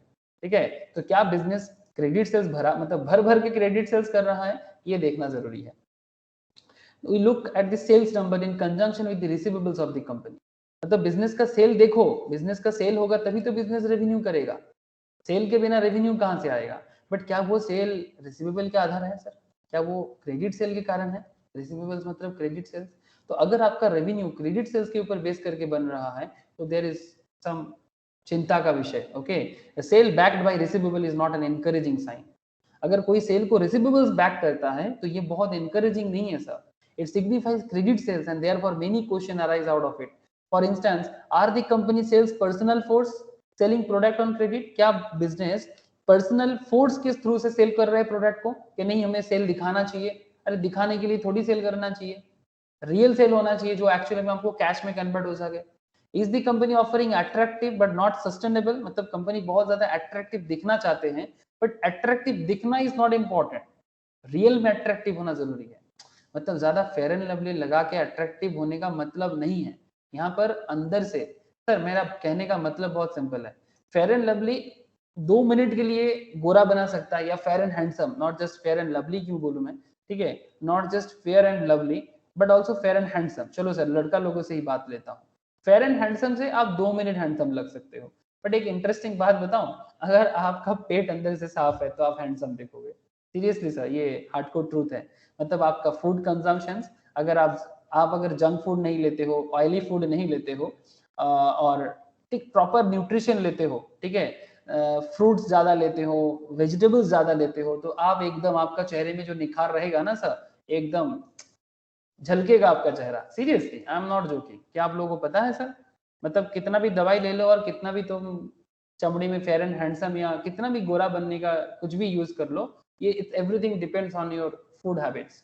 अगर फूड हैबिट सही है तो फिर हाँ, किसी का कुछ डिजीज के कारण कुछ होता है, that's a exceptional point, but that's a hardcore truth. तो मेरा कहने का मतलब बहुत सिंपल है सर, आप ऑलवेज गुड लुकिंग बनना चाहते हो, फिर कुछ दिनों के लिए लोगों को दिखाना चाहते हो कि भाई मैं गुड लुकिंग हूँ, ये आपको मतलब चूज करना है। ठीक है, तो एग्जैक्टली ये कंपनी के लिए भी सेम टू सेम फीलिंग करना चाहिए सर, कि कंपनी अपने आप को अट्रैक्टिव ऑफर कर रहे हैं लोगों के सामने, या फिर वो सच में सस्टेनेबल है। Credit to suppliers to push sales, मतलब अपना सेल को जबरदस्ती पुश करते हैं ताकि सेल शो करके मार्केट से लोन ले सके, ठीक है, अपना बैलेंस शीट को चंगा बना सके। बैलेंस शीट चंगा समझ रहे हो ना, बैलेंस शीट देखने में अच्छा रहेगा, पीएल देखने में अच्छा रहेगा, भाई बिजनेस में अच्छा सेल है। अरे भाई सेल्स अगर बैक्ड बाय रिसीवेबल्स है तब तो चूक गए ना सर, अगर सेल्स बैक्ड बाय रिसीवेबल्स है तब तो मुश्किल बढ़ सकता है। इसका मतलब कंपनी इसीलिए तो ये जो मैक्सिमम कंपनीज मार्केट में रिसेंटेड है, येस बैंक फेलियर क्यों हुआ सर? अब बताओ, येस बैंक सही तरह का लोन देने से फेलियर क्यों हुआ? येस बैंक का आज बिजनेस का सिचुएशंस इतना खतरनाक हालत में क्यों पहुंचा है? येस बैंक ने क्या गलती कर दिया? क्या लगता है आप लोगों को, क्या गलती था येस बैंक का? कोई बता सकते हो सर? एनीवन? से ज्यादा लोन दे दिया बिजनेस अपने को। हाँ सर बोलो, अरे बार बोलो। लोन ज्यादा दे दिया था। हाँ बिजनेस लोन ज्यादा दे दिया था, लेकिन लोन देने में तो कोई प्रॉब्लम नहीं है, लेकिन प्रॉब्लम नहीं क्या दिया था ना सर, हाँ डिटेल में तो नहीं दिया, सब तो मतलब बड़ा बड़ा व्यापारी सबको दिया हुआ था। हाँ, बड़ा व्यापारी को दिया, लेकिन बड़ा व्यापारी एक्चुअल में क्या बड़ा था, वही तो मैं पूछ रहा हूँ आपसे। बड़ा तो नहीं था ना।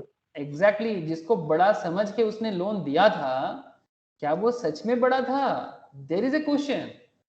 मतलब उसने अपना बिजनेस, मतलब वो देखो भाई, बैंक का बिजनेस किस पे डिपेंड करता है? लोन पे डिपेंड करता है। अगर आप लोन देते हो तो आपको इंटरेस्ट मिलेगा, सिंपल बात, और इंटरेस्ट मिलेगा तो फिर आपका प्रॉफिट बढ़ेगा।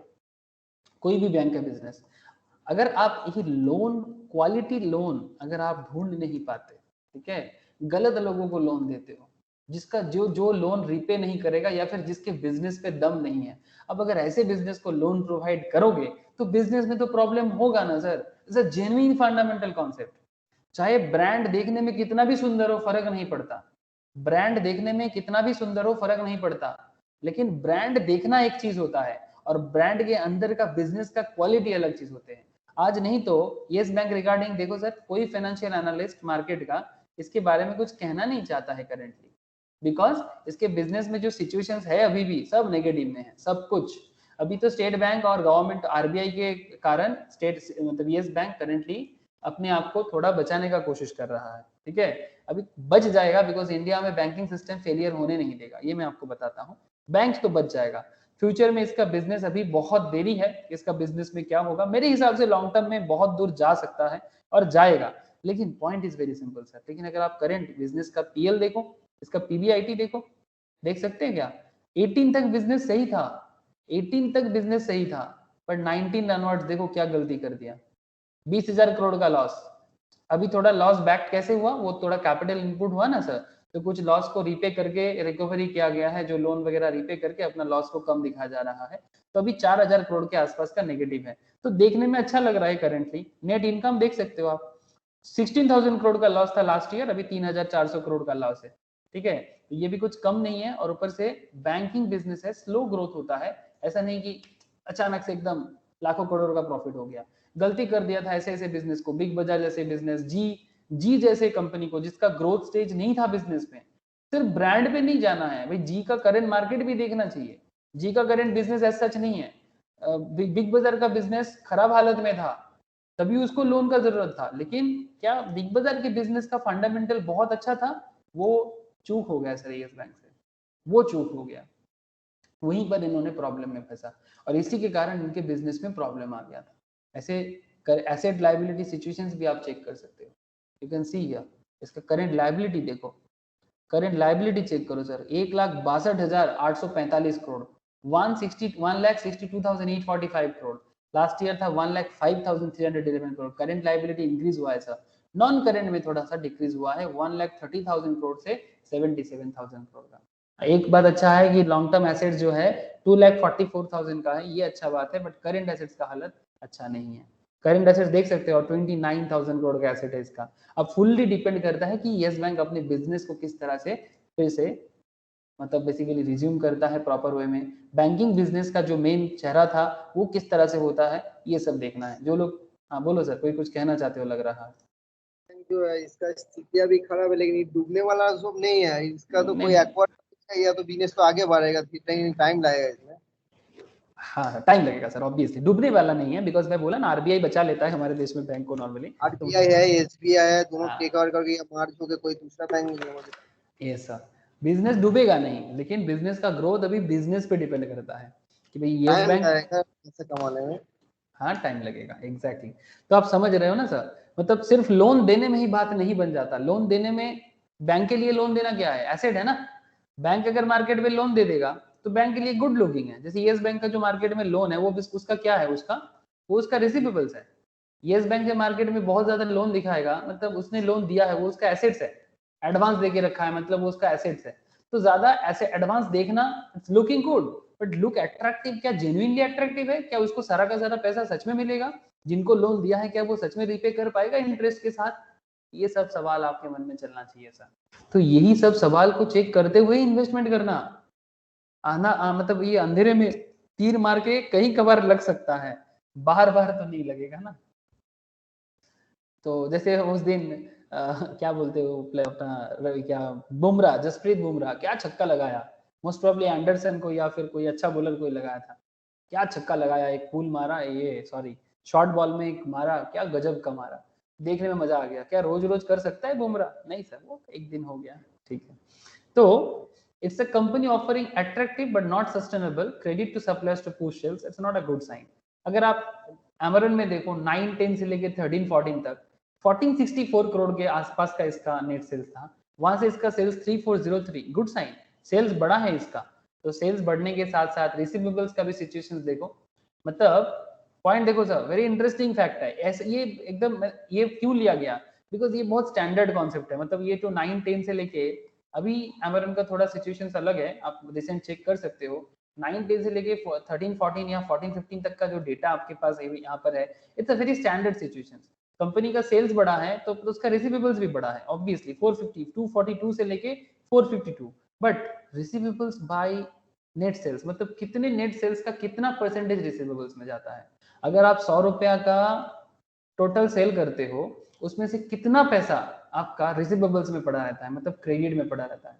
आप चेक कर सकते हो कि लास्ट 4-5 सालों में, मतलब ये बेसिकली 13-14 से बात कर रहा हूँ मैं, 16.5 था, मतलब 100 रुपीज का ऑलमोस्ट 16.5 रुपया उसका क्रेडिट में फंस जाता था। वहां से 17 रुपया में चला गया था, पर फिर से उसने मार्केट को कंट्रोल करके 13 रुपया में ला दिया। It's a good sign, controlling है बिजनेस उसके पास, है ना सर। वो कैश सेल करता है, मतलब मार्केट डिमांड को प्रॉपरली ऑपरेट करने में सक्षम है। क्या क्या लग रहा है ये करंट सिनेरियो, क्या लग रहा है? It's a good sign sir. Receivables as a percentage of net sales कम जितना हो जाएगा उतना बढ़िया ना।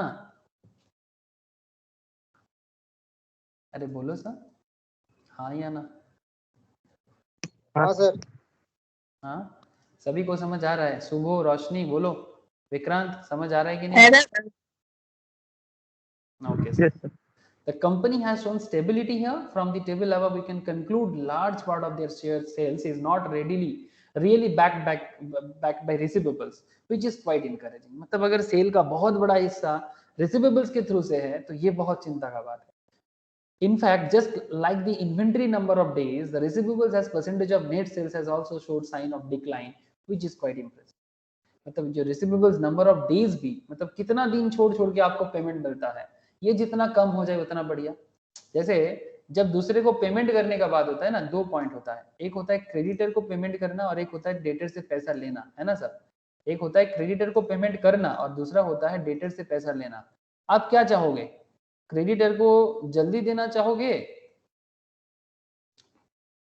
आप मेरा बात समझ रहे हो क्या?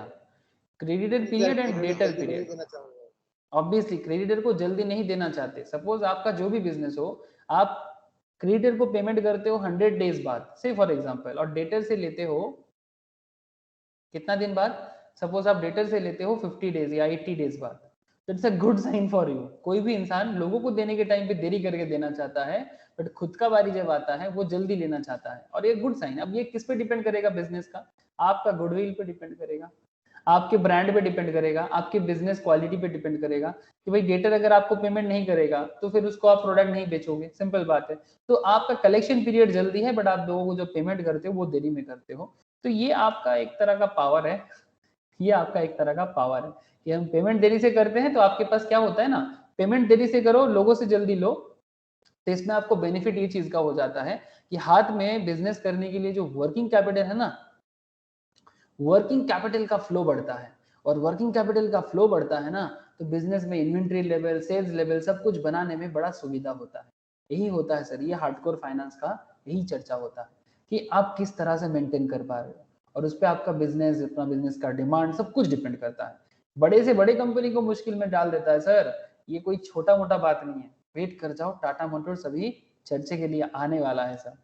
ओके, तो I hope you understand sir कि आपको किस तरह से चेक करना चाहिए सेल्स वर्सेस रिसीवेबल्स। सिंपल बात याद रखना कि too much sales backed by receivables is not a good sign. Cash flow from operations, cash flow from operations, this is in fact from the most important checks one needs to run before declining invest in a company. The company should generate cash flows from operations. This is in fact where the proof of pudding lies. A company which is draining cash from operations raises some short or red flag, जिसका cash drain हो जाते हैं। क्या आ रहा है? तो sound नहीं आ रहा है? हेलो हेलो, ये आ रहा है, बहुत आहिस्ते आ रहा है। बहुत आहिस्ता आ रहा है सबको? ना दादा। Yes, sir. मेरे ठीक है। ठीक है, सुमित, शुभो, ज्योति, না দাদা ঠিক আছে, ठीक আমরা है, শুনতে পাচ্ছি। ओके। प्रिया, साउंड ठीक है या सिर्फ अनिमेश को ही दिक्कत है? बोल अनिमेश। हेलो, धीरे-धीरे आ रहा है। नेटवर्क इशू लग रहा है तेरा, तेरे वहां पर नेटवर्क इशू होगा, बाकी होगा दिक्कत नहीं है, सिर्फ तेरे वहीं पर दिक्कत हो रहा है। थोड़ा इंटरनेट कनेक्शन को स्टेबल करो सर, मैं यही रिक्वेस्ट कर सकता हूँ, इससे ज़्यादा नहीं कुछ बोल रहा हूँ मैं। ओके सर, देखो अच्छा, कैश फ्लो फ्रॉम ऑपरेशंस में जो मैं बात कर रहा था, अगर आप इसका 9-10 का डेटा देखो और 13-14 में इसका कैश फ्लो फ्रॉम ऑपरेशंस 214 से लेके थोड़ा नेगेटिव हुआ, थोड़ा सा गिर गया था, उसके बाद फिर 278। The cash flow from operations through a bit of volatile यहाँ पर has remained positive throughout the last 5 years. This only means Amaran Battery's core business operations are generating cash and therefore can be considered successful. जो business positive cash में रहते हैं ना, वो अच्छा बात होता है। अगर बिजनेस का कैश पॉजिटिव नहीं है तो ये आपके लिए चिंता का बात है। अगर बिजनेस का कैश फ्लो पॉजिटिव नहीं है तो इसका मतलब सिंपल बात है, जिस चीज का वो बिजनेस करता है, जो चीज का वो बिजनेस करता है वो बिजनेस प्रॉपरली हो नहीं रहा, वो बिजनेस प्रॉपरली हो नहीं रहा है। इस बात को आपको ध्यान रखना चाहिए। यस बैंक का कैश फ्लो देखो सर, यस बैंक का कैश फ्लो दिखाई दे रहा है क्या? फ्री कैश फ्लो, हेलो क्या दिख रहा है ना? आप देख सकते हो net change in cash and free cash flow दोनों देख सकते हो। ये देखो sir, changes in working capital में बात कर रहा था ना, कैश हाथ में होगा तभी ना आप वर्किंग कैपिटल बना पाओगे। कैश के ऊपर ही तो डिपेंड करता है आपका business activity. Even you can see here negative change, मतलब माइनस में था वो थोड़ा पॉजिटिव हुआ है, कम हो गया था सर 19 और 18 में, ठीक है। और यहाँ पर 18,000 करोड़ का नेगेटिव में चल रहा था। फ्री कैश फ्लो का सिचुएशन देख सकते हो, 58,000 का फ्री कैश फ्लो नेगेटिव में था, उससे पहले 22,000 करोड़ का था, फिर 24,000। 20 में जब बिजनेस को भयंकर सिचुएशन क्रिएट हुआ तो 58,000। वहां से बिजनेस पॉजिटिव कैश फ्लो में है सर, फ्री कैश फ्लो इसका पॉजिटिव हुआ है, ये गुड साइन है बिजनेस का। और इसका रीजन हम लोग जानते हैं, backed by obviously RBI and SBI, जो दोनों इनको बैक किया है, इसके कारण येस बैंक का ये दिख रहा है। चलो yes bank it's not a proper example currently. अगर आप अगेन टाटा मोटर्स को देख सकते हो, टाटा मोटर्स अच्छा रहेगा, यस टाटा मोटर्स अच्छा रहेगा।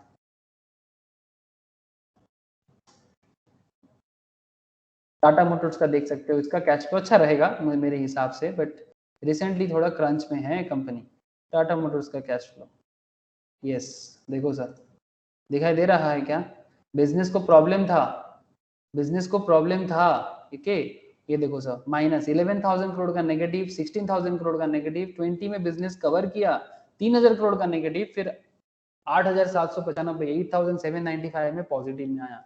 इसका मतलब जिस चीज का वो बिजनेस करता है उस चीज के बिजनेस में उनका सेल चल रहा है, उनका कैश का फ्लो हो रहा है। तो you must check always business का कैश फ्लो, हमेशा देखते रहना सब, ठीक है। तो ये सब कुछ इंपॉर्टेंट पॉइंट्स है जो आपको हमेशा ध्यान में रखना चाहिए। वोलेटाइल होगा तो भी आपको चिंता थोड़ा बहुत करना चाहिए, but ultimately at the end of the day घर से पैसा नहीं जाना चाहिए। मतलब बेसिकली आपका नेगेटिव होगा तो आपको घर से पैसा देके बिजनेस करना होगा, मतलब बेसिकली आपका जो पुराना रिजर्व है वो खाली होगा या फिर से लोन लेना पड़ेगा, दोनों ही होता है। अगर आपके पास पॉजिटिव कैश होगा आप उसको बिजनेस में रोल कर सकते हो, अगर आपके पास पॉजिटिव कैश होगा तो उसको बिजनेस में रोल करके आप बिजनेस को मूव ऑन करा सकते हो, ठीक है। ये देखो ना sir, changes in working capital, negative capital is not good, है ना। ये देखो 9,000 का नेगेटिव, 9,000 का नेगेटिव, मतलब मार्केट से उसको फिर से लोन लेना है। इसका लायबिलिटी बढ़े क्यों जा रहा है सर? इसका लायबिलिटी बढ़े क्यों जा रहा है? मतलब क्यों टाटा मोटर्स का लायबिलिटी इंक्रीज क्यों कर जा रहा है? जब जब बिजनेस का बिजनेस नहीं चल रहा है, जब जब टाटा मोटर्स का बिजनेस में फ्लो नहीं है, प्रोडक्ट का सेल नहीं है, गाड़ी का सेल नहीं है, ऑटोमेटिकली इसका कैश वर्किंग कैपिटल चेंज हो जाएगा, नेगेटिव में जा रहा है। जिस पर्टिकुलर ईयर में सेल बढ़ा है, देखो sir positive changes in working capital, good sign, but again minus. 2021 period में अच्छा चल रहा था, स्पेशली 19 20 21 में, 20 में थोड़ा अच्छा किया था, एक्चुअली 19 में अच्छा किया था जिसका इफेक्ट 20 में आया था, फिर से प्रॉब्लम हुआ, अगेन फिर से प्रॉब्लम हुआ है, जो आपको 22 की रिपोर्ट में पता चलेगा, या फिर क्वार्टर रिजल्ट्स में देख सकते हो, रिसेंट जो क्वार्टर रिजल्ट्स आया है उसमें भी आप चेक कर सकते हो। तो आप पॉइंट समझ पा रहे हो ना सर कि कैश फ्लो ऑफ ऑपरेशंस कितना वाइटल होता है। इससे आपको ये पता चलता है कि बिजनेस कितना ऑपरेटिंग है, मतलब बिजनेस का सिचुएशन या सेल कितना अच्छा जा रहा है। अनदर वाइटल पॉइंट सर जो आपको चेक करना चाहिए, that is return on equity. Return on equity ये कैसे पता करोगे सर? ये तो ऐसे रिटर्न ऑन इक्विटी का कैलकुलेशन हम लोग रेशियो में एक बार सीखे हैं, जिनका नहीं हुआ फिर से जब रेशियो कराऊंगा मैं फिर से आप लोग को रिटर्न ऑन इक्विटी, बहुत लंबा चर्चा था। We have discussed at length about return on equity in chapter 9, मतलब इसे रेशियो के चैप्टर में बताया था। Would encourage you to go through it again। फिर से बता रहा हूँ सर, फिर से देखो return on equity if you wish to refresh। Return on equity ROE measures in percentage the return generated by the company keeping shareholders equity in perspective. In a sense of ROE measures how successful the promoters of the company are for having invested their own funds. मतलब आप basically promoter अपने ही business में fund डाल के कितना return कमा रहा है, सिंपल बात है। रिटर्न ऑन इक्विटी का ही मतलब होता है। एमरन बैटरी का अगर 5 साल का डेटा देखा जाए तो वंस इसका पैट का ग्रोथ देख सकते हो आप, पैट से ही तो पता चलेगा ना, सब कुछ देने के बाद इनके पास कितना पड़ा हुआ है, सब कुछ देने के बाद इनके पास कितना पड़ा हुआ है, इसके लिए पैट ग्रोथ चेक करो। टैक्स वगैरह दे दिया ना, इंटरेस्ट दे दिया, डिवेंचर वाले लोन वाले सब हो गया, 167 करोड़ से 367 करोड़ लास्ट 5 साल में इंप्रूवमेंट हुआ है। और रिसेंट डेटा फिर से चेक करो, 19, 20, 21 तक का डेटा भी चेक करो, आप और पॉजिटिव देखोगे तो बिजनेस में ग्रोथ हुआ है, शेयर होल्डर्स का इक्विटी में भी ग्रोथ हुआ है, मतलब बिजनेस का जो कैपिटल का फ्लो है वो भी बिजनेस में बढ़ा है, वो भी बिजनेस में बढ़ा है। लुक हियर 543.6 करोड़ से 1362, इंटरेस्टिंग ना, ये भी बढ़ा। ऑब्वियसली कैपिटल का फ्लो होगा तभी ना प्रॉफिट भी बढ़ेगा। रिटर्न ऑन इक्विटी भी देख सकते हो आप, 30%, 22, 26, 27, नाउ 27 आल्सो 14, 15। उसके बाद का डेटा आपको 1920 या 2021 के रिपोर्ट में भी आपको मिल जाएगा। मेरा पॉइंट सिंपल है सर, जिस कंपनी का रिटर्न ऑन इक्विटी 20% से ज्यादा हो वो कंपनी अपने आप को अच्छा मैनेज कर पा रहा है ऑन दैट पीरियड। तो ये बात का ध्यान रखिएगा sir. In personally like to invest in companies that have ROE of over 20%. Do remember, in case of Amaranth, the debt is quite low. Hence, the good set of return on equity numbers is not backed by excessive financial leverage. मतलब ये जो इनका return on equity है ये बहुत ज्यादा backed by risk नहीं है, मतलब बहुत ज्यादा डेब्ट नहीं है इसका, ये गुड साइन है, which is again highly desirable. मतलब ये किसी भी बिजनेस से आप उम्मीद कर सकते हो, तो very standard point of discussion. ये किसी भी बिजनेस से आप जरूर सोच सकते हो कि भाई बहुत ज्यादा इसका रिटर्न डिपेंड लोन के ऊपर डिपेंड, मतलब लोन बहुत ज्यादा नहीं है कि उसका रिटर्न नहीं हो रहा है, इसका लोन कम है तभी तो शेयर होल्डर के पास ज्यादा पैसा रहेगा, है ना सर। अगर इंटरेस्ट देने में मैक्सिमम पैसा निकल जाता है तो ऑटोमेटिकली शेयर होल्डर के पास रहेगा क्या? आप बात समझ रहे हो कि क्यों इसका रिटर्न ऑन इक्विटी ज्यादा हुआ है। अगर प्रोमोटर का रिटर्न अच्छा होगा तो फिर हम आप जैसे इन्वेस्टर का भी रिटर्न अच्छा होगा, ये सर नो? हाँ सर, अगर प्रोमोटर अच्छा रिटर्न कमाएगा तो हम या आप जैसे जो प्रोमोटर नहीं है बट बिजनेस में रिटेल इन्वेस्टर्स है या फिर जो म्यूचुअल फंड कंपनीज है, आप समझ रहे हो कि नहीं? म्यूचुअल फंड के केस में भी तो आप सेम टू सेम फील कर सकते हो कि कौन सा म्यूचुअल फंड कितना रिटर्न दे सकता है। वो कैसे फाइंड करोगे भाई? म्यूचुअल फंड कहाँ कहाँ इन्वेस्ट कर रहे हैं वो फाइंड करो, डेटा मिल जाता है ना। अरे सुबह, म्यूचुअल फंड कंपनी किस किस फंड में इन्वेस्ट कर रहे हैं उसका डेटा मिल जाता है कि नहीं मिल जाता? हाँ, पेज आ जाए। एग्जैक्टली तो अगर तुम्हें वो मिल जाए तो तुम उस कंपनी का भी चेक कर लो कि भाई वो कहाँ इन्वेस्ट कर रहा है। अगर आपको वो पता चल जाए तो फिर आप देखो कि भाई क्यों कम, मतलब म्यूचुअल फंड आपको रिटर्न ज्यादा दे रहा है। सिंपल लॉजिक है कि वो किस कंपनी में है आप भी सोच सकते हो। ऐसे जरूरी नहीं कि वो किस कंपनी में जा रहे थे आप भी उसी कंपनी में जाओ, बट ये एक सिस्टम है समझने का कि भाई अगर म्यूचुअल फंड कंपनी ने इन्वेस्ट करके रिटर्न कमाया तभी इक्विटी इन्वेस्ट रिटर्न भी ज्यादा होगा कंपनी से, सिंपल बात है। ठीक है, तो ये याद रखिएगा सर। ROE 20% स्टैंडर्ड है, बहुत स्टैंडर्ड है। अगर रिटर्न ऑन इक्विटी 20% से ज्यादा जा रहा है मतलब आप कंपनी के बारे में एक अच्छा फीलिंग ला सकते हो। और यहाँ पर जो एमरल्ड का डेब्ट लो है ये बहुत अच्छा सिचुएशन है। लो डेब्ट में ही रिटर्न अच्छा हो सकता है। अगर डेब्ट लो ज्यादा हो जाएगा तो बिजनेस का या तो दो रीजन है, अगर टू मच डेब्ट है, टू मच डेब्ट या फिर मच डेब्ट। जैसे अगर मैं अदानी पोर्ट के बारे में मेरा मानना है कि उसका डेब्ट ज्यादा है, इसका मतलब ये नहीं कि बिजनेस में रिटर्न नहीं है। ठीक है, इसका मतलब ये भी है कि अदानी का ग्रोथ स्टेज है, अदानी अभी बहुत ज्यादा इन्वेस्टमेंट कर रहा है। अदानी पोर्ट का बात कर रहा हूँ, बहुत ज्यादा इन्वेस्टमेंट है, इसी के कारण उसका डेब्ट ज्यादा हो रहा है। अब यहाँ पर देखो रिस्क तो एक रहेगा ही कि भाई क्या अदानी पोर्ट मार्केट से कमा पाएगा, क्या उसका अर्निंग ज्यादा होगा, क्या वो इनकम बढ़ा पाएगा, ये एक अनसर्टेनिटी तो होगा सर। हर बिजनेस का एक अनसर्टेनिटीज होते हैं, मतलब एक अनिश्चित भविष्य हर बिजनेस में होता है। जो अनिश्चित को निश्चित करना इन्वेस्टर का सबसे बड़ा ख्याल होता है, जो इनर इंस्टिंक्ट भी है और बिजनेस के बारे में, इकोनॉमी के बारे में आपका सोच है, जो आपको मतलब एक बेसिकली मिडिल क्लास से रिच बनाएगा या लोअर मिडिल क्लास से मिडिल क्लास बनाया या फिर मिलियनियर से बिलियनियर बनाएगा। तो अगर आप ये सब पॉइंट को प्रॉपर वे में चेक करते हो तो आप हमेशा ये सब चीज ध्यान में रखते हुए चलना। तो अल्टीमेटली ये इक्विटी रिसर्च का जो पार्ट 2 एरिया है, स्टेज 2 में हम लोग क्या सीखें sir? We are in stage 2 of equity research. I see Amaron battery sorry ARBL का डिटेल्स हम लोगों ने पढ़ा इसलिए because only for our learning purpose. तो ARBL मतलब अमरन राजा या Amaron batteries qualifying quite well almost all required parameters in stage 2. Now we as an equity research analyst have to view the output of stage 2 in conjunction with our finding from stage 1.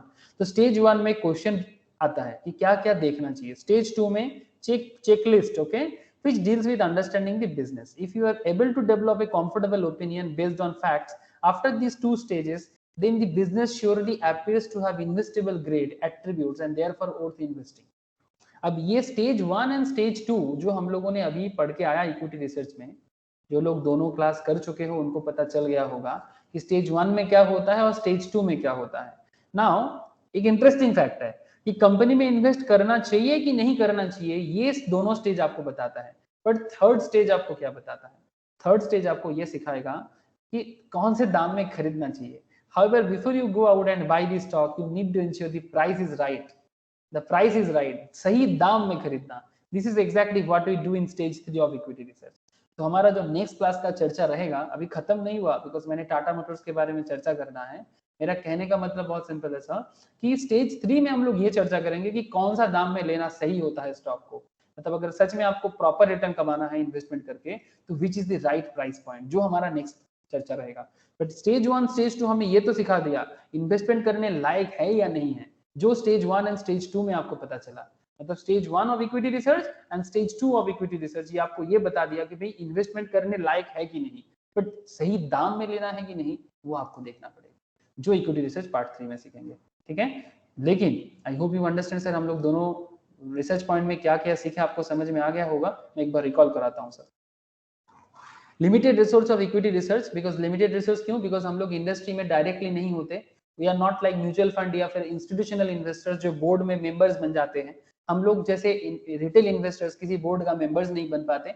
Very few of them, जो large amount of investors होते हैं वो शायद board का member बने, like Jhunjhunwala या आप लोग जानते हो ऐसे एज इन्वेस्टर्स. बट वही मतलब जो लिटिल स्मॉल इन्वेस्टर्स हैं उनके लिए, रिटेल पार्टिसिपेंट्स के लिए इतना बड़ा मौका नहीं होता है. तो फिर हमारे लिए इंफॉर्मेशन लिमिटेड होता है. तो you first need to understand the business, application of checklist, then valuation. Objective of stage 1, that is understanding the business, requires us to gather all information related to the business. The best way to go about this is a question answer way, जो आप लोगों ने already question answer way समझाया, questionnaire भी बोल सकते हो. In the question and answer way, we begin with posting some simple and straightforward questions to which of these we find answer. By the time we finish stage 1, we should be through with all the information related to the business. Stage 1 में हमें सारा का सारा information collect कर लेना है, जो questionnaire format में हम लोगों ने already read कर चुके हैं. Most of the answers recorded in stage 1 present in the company's annual report. तो आपको कहाँ मिलेगा? जो भी क्वेश्चन मतलब स्टेज 1 का रिपोर्ट है वो सारा का सारा you will find it company's annual report, basically website में मिल जाता है. Do remember while researching the company in stage 1, if there is something not very convincing about the company, it is often good idea to stop researching further. अगर आपको कुछ answers properly match नहीं कर रहा है तो बेहतर है कि आप अपना रिसर्च उस पर्टिकुलर क्वेश्चन यार बंद कर देना चाहिए. नेक्स्ट, जैसे रिसर्च हो जाता है फिर आपको क्या करना चाहिए? It is very important to you get convinced based on the true facts. मतलब रिसर्च तो कर ली, क्वेश्चन आंसर का जवाब तो मिल गया, बट उसके बाद आपको कन्विंस तो होना है about the company in stage 1. मतलब स्टेज 1 में जो क्वेश्चन का जवाब मिला है वो जवाब कितना कन्विंसिंग है, क्या सच में इन्वेस्टमेंट करने लायक है, इन्वेस्टमेंट करने लायक है कि नहीं है, उसके लिए आपको स्टेज 2 में आना होगा जहां पर इक्विटी रिसर्च का पार्ट 1 स्टार्ट होता है. एंड फिर we will proceed to stage 3 only after company clears in stage 1 and stage 2. मतलब जब आप स्टेज 1 का जवाब मिल जाए आपको क्वेश्चन 1 का, क्वेश्चनियर का, एंड स्टेज 2 में जब आपका इक्विटी रिसर्च का पार्ट 1 कंप्लीट हो जाए, ठीक है, उसके बाद हम इक्विटी रिसर्च पार्ट 2 में बात करेंगे. तो ये था इक्विटी रिसर्च का पहला पड़ाव. नेक्स्ट क्लास में चर्चा करेंगे सर इक्विटी रिसर्च पार्ट 2 में, जहां पर discounted cash flow technique use करना सीखेंगे. ये फाइनेंशियल मैनेजमेंट का गजब पॉइंट है, तो अभी नहीं करना है. ठीक है, अभी तो मुझे टाटा मोटर्स बताना है. बोलो सर, क्या आप लोगों को समझ आ रहा है? यस और नो? हेलो, क्या आप लोगों को समझ आ रहा है? यस और नो बोलो.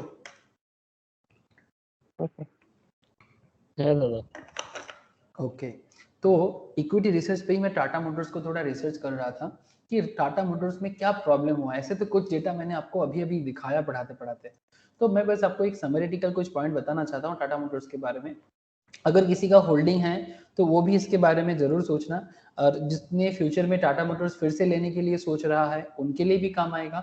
और सबसे इंपॉर्टेंट थिंग कि टाटा मोटर्स आपका एक चेकलिस्ट एरिया हो सकता है. जब भी आप इन्वेस्टमेंट करते हो तो जैसे हम लोग पढ़ाई कर रहे हैं ना फंडामेंटल्स पे, तो ये आपका एक क्राइटेरिया होना चाहिए कि बिफोर इन्वेस्ट एनी कंपनी आपको उसका क्वालिटेटिव रिपोर्ट, एनुअल रिपोर्ट और इसका जो क्वांटिटेटिव स्टेटमेंट, जैसे मैंने यहाँ पर जैगुआर लैंड रोवर का रिपोर्ट भी यहाँ पर रेडी किया।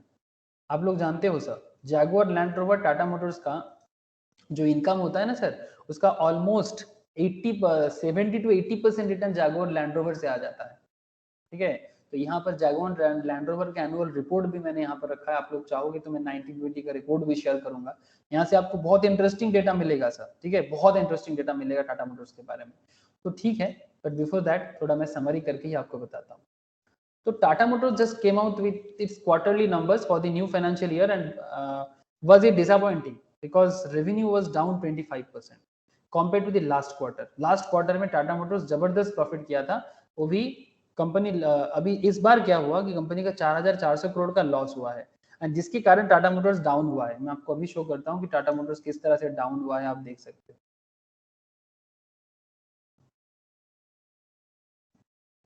एक सेकंड,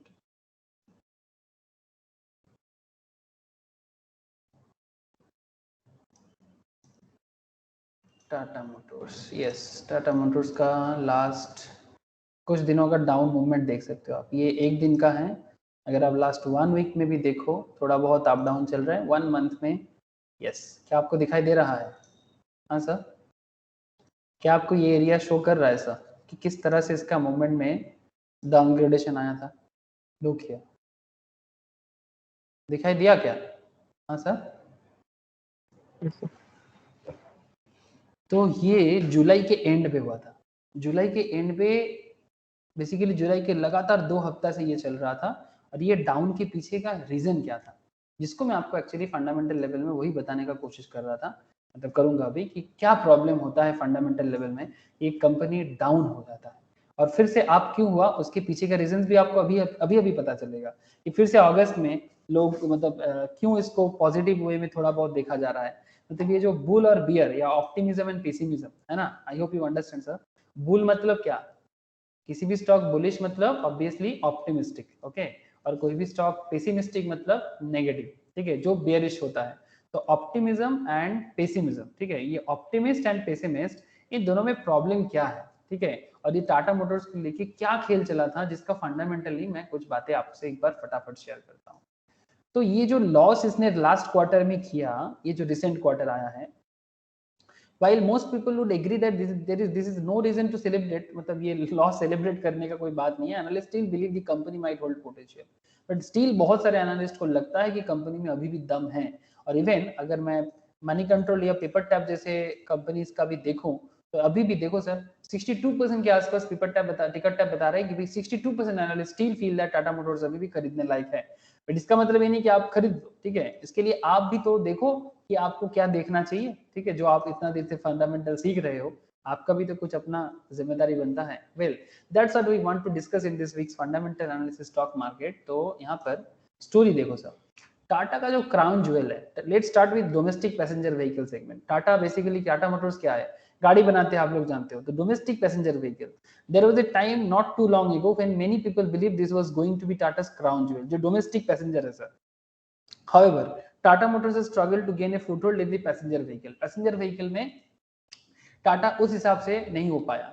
इवन एन चंद्रशेखरन, मतलब जो टाटा ग्रुप का जो चेयरमैन है सर, उनका मानना है 2017 में उन्होंने बताया they were losing money on every car sold in India, मतलब उनका जितना गाड़ी सोल्ड होता है पैसेंजर व्हीकल में, हर कार में उनका लॉस ही है, ठीक है, मतलब ये सिचुएशंस आ गया था 2017 में। अब 2017 के बाद, having said that, however things have been looking up for divisions, Tata Nexon is a certified hit, ठीक है। अब टाटा का जो 4 व्हीलर एरिया है, नेक्सॉन में हिट हुआ, Tiago is no slouch, Harrier holds potential, and recent paid vehicle launch has breathed new life in the divisions from around 3 to 4% in 2016। 2016 में 3-4% का ग्रोथ आया है। Tata motors market share in आपका passenger vehicle segment has doubled to 9%, making it country's third largest car maker today, okay. ये current data है, जो 9% growth हुआ था वो 2016 में हुआ था, जो प्रॉफिट हो रहा था। ऐसे डोमेस्टिक मार्केट इतना भी खराब नहीं है टाटा मोटर्स का, मैं आपको बता दूं इन दिस मीन टाइम। तो ये जो सिचुएशंस है 2016-17 में पैसेंजर व्हीकल में, बहुत खराब हालत नहीं था, बट नाउ टाटा मोटर्स का कॉमर्शियल व्हीकल में बात कर लेते सर। कॉमर्शियल व्हीकल सेगमेंट्स में मैं आपको दो चार बात बता देता हूँ। Also some resurgence, sure, COVID sucked the life out of the company for the first few months last year, but since then there have been credible improvement on all fronts. There is an expert that chairman talking about this segment now. Commercial vehicle sales mirror economic growth, and the reduction in overall economic activity resulted in commercial vehicle volumes 23.4% में commercial vehicle का sale उनका drop हुआ है this year. And दो demand scenario, जो demand scenario अच्छा नहीं गया, टाटा मोटर्स का जो कॉमर्शियल बिजनेस व्हीकल है posted sequential quarter on quarter growth on the back of improved consumer sentiment. Buoyancy इन्हें e commerce, farming freight rates and higher infrastructure demand, जिसके कारण ग्रोथ हुआ है। But again and as the country begins opening up once again, जैसे ही business धीरे धीरे open हुआ, मैक्सिमम कंट्री फिर से ओपन हुआ, बिजनेस फिर से अच्छा हुआ। In fact by June 2021 commercial vehicle registration had already increased 230% compare to some month last year. 230% इसमें टाटा मोटर्स ने लीड किया। आप समझ रहे हो सर, कमर्शियल व्हीकल में टाटा मोटर्स ने लीड किया लास्ट जून 2021 तक, मतलब जो लास्ट 6 मंथ्स का डेटा बता रहा हूँ, और लास्ट 6 मंथ्स में टाटा ने क्या जंप मारा हम सबको पता है। लास्ट 1 ईयर में तो जबरदस्त overall. Then there is a JLR, Jaguar and Land Rover का area, company's UK based subsidiary, जो इसका 80% ऑफ द रेवेन्यू लाता है। मतलब टाटा मोटर्स का जो टोटल बिजनेस है उसका 80% revenue backed by Jaguar and Land rover, जिसको टाटा मोटर्स ने खरीदा था कब? 2008 में। कब खरीदा था सर? 2008 में। कितने में खरीदा था? 10,000 करोड़ में खरीदा था। It was one of the biggest and the most ambitious acquisitions ever. Jaguar Land Rover bankrupted था, इस मूवमेंट में टाटा ने उसको सपोर्ट दिया। सपोर्ट देके जैगुआर लैंड रोवर का लॉस था सर, कंसोलिडेटेड लॉस था 2500 करोड़ 2009 में, उसको 2015 में 14,000 करोड़ प्रॉफिट में मतलब बदल दिया। Can you imagine sir?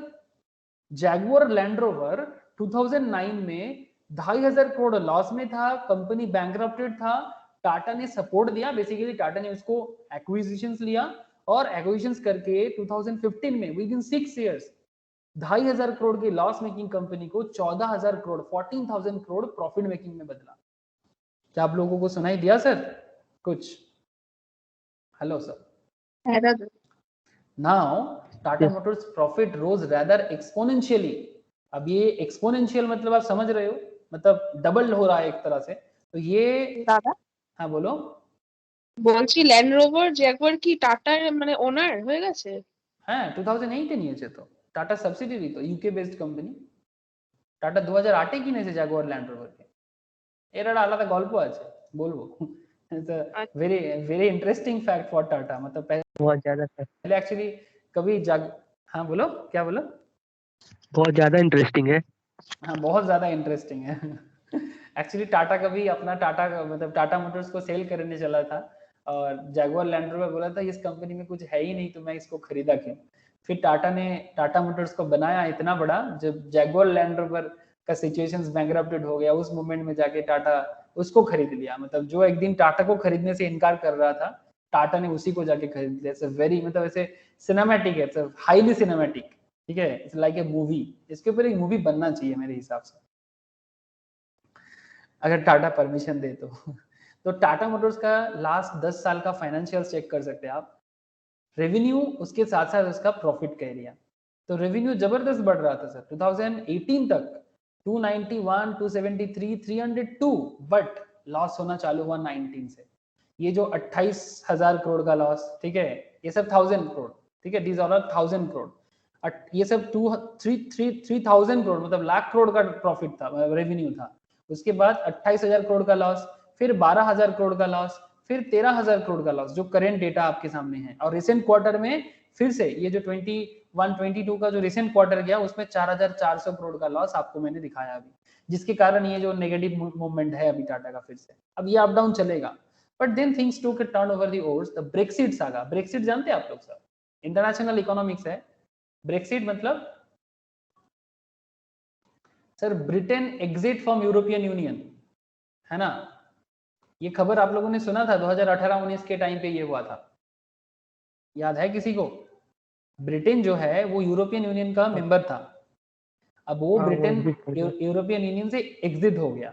अब इसके कारण टाटा का जो यूरोपियन नेशंस में दबदबा था उसमें प्रॉब्लम आया, अब एकदम प्रॉब्लम आया, बिकॉज यूके बेस्ड कंपनी है, और यूके बेस्ड कंपनी अगर यूरोप के यूनियन में से नहीं है तो बिजनेस में प्रॉब्लम तो आएगा, एकदम आएगा सर। तो टाटा का जो मार्केट डिमांड था जैगुआर लैंड रोवर से, वो प्रॉब्लम चालू हुआ। Strict emission norms force the company to make sweeping changes and quality control became a massive problem. इसका मेन प्रॉब्लम हो गया कि वो क्वालिटी कंट्रोल नहीं कर पा रहा था। फिर टाटा ने बेसिकली चाइना को अपना मेन मार्केट बनाया for a population that craved expensive luxury vehicles. अब चाइना देखो वर्ल्ड का सबसे ग्रोइंग कंट्री है, इसमें तो कोई सेकंड ओपिनियन नहीं है। The most fastest growing country recent trend का, एकदम सर। ओलंपिक मेडल की लिस्ट देखो ऊपर है, मानना पड़ेगा सर। तो ये लग्जरी व्हीकल सेल्स भी चाइना में ज्यादा बनना चालू हुआ। Jailer was goods and in many ways, बहुत सारे जगह में वो चाइना में अपना मार्केट बनाया। 2014 में the company started local production through joint venture of cherry automobiles China का।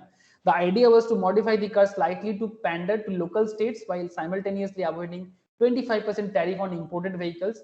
तो ये टैरिफ को हटाना चाह रहा था जो इंपोर्टेड में हो रहा था, तो local movement. The move did wonders. China sales surged from 1 lakh in 2015 to 1,50,000 in 2017. 1 lakh से 1.5 लाख गाड़ी का sale, specially Jaguar and Land Rover का सेल बढ़ गया सर। सर ये सब डेटा कहाँ से मिलेगा सर? एकदम एनुअल रिपोर्ट में जाओ, आपको पता चल जाएगा। ये देखो, ये जैगुआर लैंड रोवर का ही एनुअल रिपोर्ट है जो रेडी रखा है मेरे यहाँ पर, आप देख सकते हो। ये देखो सर, आपको यहाँ पता चलेगा जैगुआर लैंड रोवर का सेल ओवरऑल पूरा वर्ल्ड वाइड कहाँ कितना कर लेते हैं। You can see it here, आपको दिखाई दे रहा होगा। चाइना का मार्केट देखो 17.7%, ये आपका नॉर्थ अमेरिका है 25%, 21%, 16% ये आपका यूरोप है, ठीक है 16.1, इंग्लैंड में 9.6%, यूके में, और बाकी दुनिया भर में 20%, 14.9%, सॉरी 14.9%। तो चाइना का मार्केट एक उनको यूरोप मार्केट, क्योंकि देखो यहाँ पर कम हो गया ना, ये 21%, ये ईयर ऑन ईयर चेंज हो रहा है, तो यूके मार्केट लॉस हो रहा है, तो चाइना मार्केट उसका ग्रो हुआ था। तो ये एक अच्छा सिनेरियो था बिजनेस के लिए, बट चाइना का वो सेगमेंट में भी रिसेंटली एक अच्छा भी हुआ और बुरा भी हुआ। तो ये लैंड रोवर जैगुआर टाटा का एक बहुत बड़ा मार्केट है, टाटा के मतलब चाइना मार्केट में 1 लाख में से 2017 में 1.5 लाख यूनिट का डिमांड बढ़ गया। But with increasing volumes customer complaints become more frequent. Product quality was constant source of concern. There were defects with components ranging from engine से प्रॉब्लम आ रहा है, इंस्ट्रूमेंट पैनल से प्रॉब्लम आ रहा है, एयरबैग से प्रॉब्लम आ रहा है। Company had to recall some 1,06,000 vehicles from China and eventually the car maker lost its scene. While once China contributed almost third of JLR sales, total का third मतलब 1/3 of the total में JLR का sales China में आ रहा था, today its contribution has reduced to just 14%, 2020 का data बता रहा हूँ। And all of this culminated in wasteful investment that fails to translate meaningful opportunities. 2018 में टाटा ने क्या किया, जिसको वो अपना एसेट मान रहा था, ऐसा 27,000 करोड़ का एसेट को राइट ऑफ कर दिया। राइट ऑफ मतलब उसको बैड डेब्ट बना दिया एक तरह से, मतलब जिसको एसेट सोच रहा था वो उसका लॉस में बदल गया, तो कंपनी का लायबिलिटी ग्रो हो गया। And that's the company telling you this asset hold no real value and ought to be written off, मतलब written off as a loss, मतलब जो एसेट मान रहा था कंपनी अब वो एसेट नहीं रहेगा, बिकॉज बिजनेस में इतना प्रॉब्लम हो रहा था, जो मार्केट से पैसा मिलने वाला था वो पैसा मिलना छोड़ो, वो तो बैड डेब्ट में बदल गया।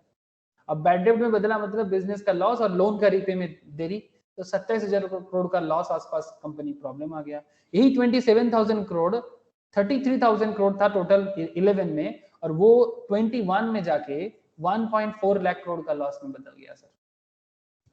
बिजनेस धीरे धीरे प्रॉब्लम में बढ़ रहा है। ऐसे सिचुएशंस में एक गजब का चीज हुआ सर, कहानी सर रोलर कोस्टर राइड है।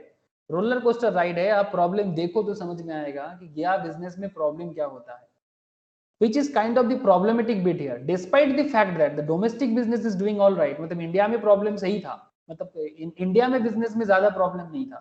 JLR is still a massive drag on the company. In fact, as the pandemic made landfall, Tata motors का रेवेन्यू फॉल हुआ था 52% के आसपास। Thanks to JLR, in the first quarter of financial 21, they made losses to tune of 6,000 crore and JLR had to act quickly, मतलब Jaguar Land rover, और उन्होंने cost cutting किया, laid off employee को भी हटाया, especially international segment में। And while it was in fact an ugly sight at first, the company did start pruning losses. By September 2020, they had already contained the leakage. By December they have already posting a surprise profit. सितंबर में कुछ problem को short out किया, कुछ laid off हुआ, कुछ cost cut किया और कॉस्ट कट करके दिसंबर में प्रॉफिट दिख गया एंड ये प्रॉफिट आया अगेन चाइना। अब considering China had begun opening up, अब चाइना अपना लॉकडाउन को फिर से हटाया एंड मैसिव डिमांड चालू हुआ इसका लग्जरी व्हीकल का। चाइना में बहुत बिकता है Jaguar Land rover. Don't believe us, just look at the order book. अगर आप टाटा का ऑर्डर बुक देखोगे 1,10,000 यूनिट्स का बुकिंग हुआ था 2021 की स्टार्टिंग में। आप रिकॉर्डेड हिस्ट्री में कंपनी के साइट में जाके चेक कर सकते हो जैगुआर लैंड रोवर का। The only problem is that they have not been able to meet customer demand. इतना डिमांड है बट कस्टमर का डिमांड मीट नहीं कर पा रहा है। इसका मेन कारण है सेमीकंडक्टर शॉर्टेज। सर आप लोग जानते हो सेमीकंडक्टर शॉर्टेज क्या होता है? किसी को पता है क्या सेमीकंडक्टर? Sir anyone? अरे सर एक सर्किट होता है सेमीकंडक्टर जो कार में लगता है। आप देख सकते हो semiconductor is a micro processor. जो माइक्रो प्रोसेसर ये सब लग्जरी व्हीकल्स में होता है। नॉर्मली ताइवान बेस्ड कुछ कंपनीज है, एक ही कंपनीज है most probably, NXP semiconductor, Intel, इस तरह का कुछ कंपनीज है टेक्सास बेस्ड जो प्रोड्यूस करते हैं। बहुत ज्यादा प्रोड्यूसर नहीं है। अब वो जो ऑटोमोटिव इंडस्ट्री प्राइमरीली सो सेमीकंडक्टर जो होता है ना चीप माइक्रो प्रोसेसर, इसका मार्केट में एक प्रॉब्लम चालू हो गया और इसके कारण ये अपना डिमांड फुलफिल नहीं कर पा रहा है और उसके कारण फिर से बिजनेस को लॉस हुआ है। ये जो 4,400 करोड़ का लॉस आपको दिखा ना, इसके कारण। सो if the question is why are analysts still optimistic about the company's prospect despite the dismal numbers last quarter, perhaps this story gives you some sense of the potential upside that could accrue to the likes of Tata Motors. Having said that, however, the massive debt and the current financial numbers are not exactly to die for, and so if you are taking a pessimistic view here, we would not fault you either. अगर आप negative सोच रहे हो इसमें आपका कोई गलती नहीं है टाटा मोटर्स के बारे में, but still there is a sense कुछ तो है बिजनेस में। बस थोड़ा मार्केट डिमांड को ठीक हो जाने दो सेमीकंडक्टर का, मतलब जो सेमीकंडक्टर जो है, जो माइक्रो प्रोसेसर चीप है, ये ठीक हो जाए। मेरे हिसाब से ये जो 1,10,000 का डिमांड क्रिएट हुआ था ना, ये 1,10,000 तो 1.5 लाख में फिर से जाएगा। और उसके बाद टाटा मोटर्स का जो डाउन आपको दिखाई दिया था, वो डाउन मतलब वो जो नेगेटिव जो बियरिशनेस आया था, वो बियरिशनेस फिर से बुल होगा। और वो रीजन फिर से दिखा अगस्त में।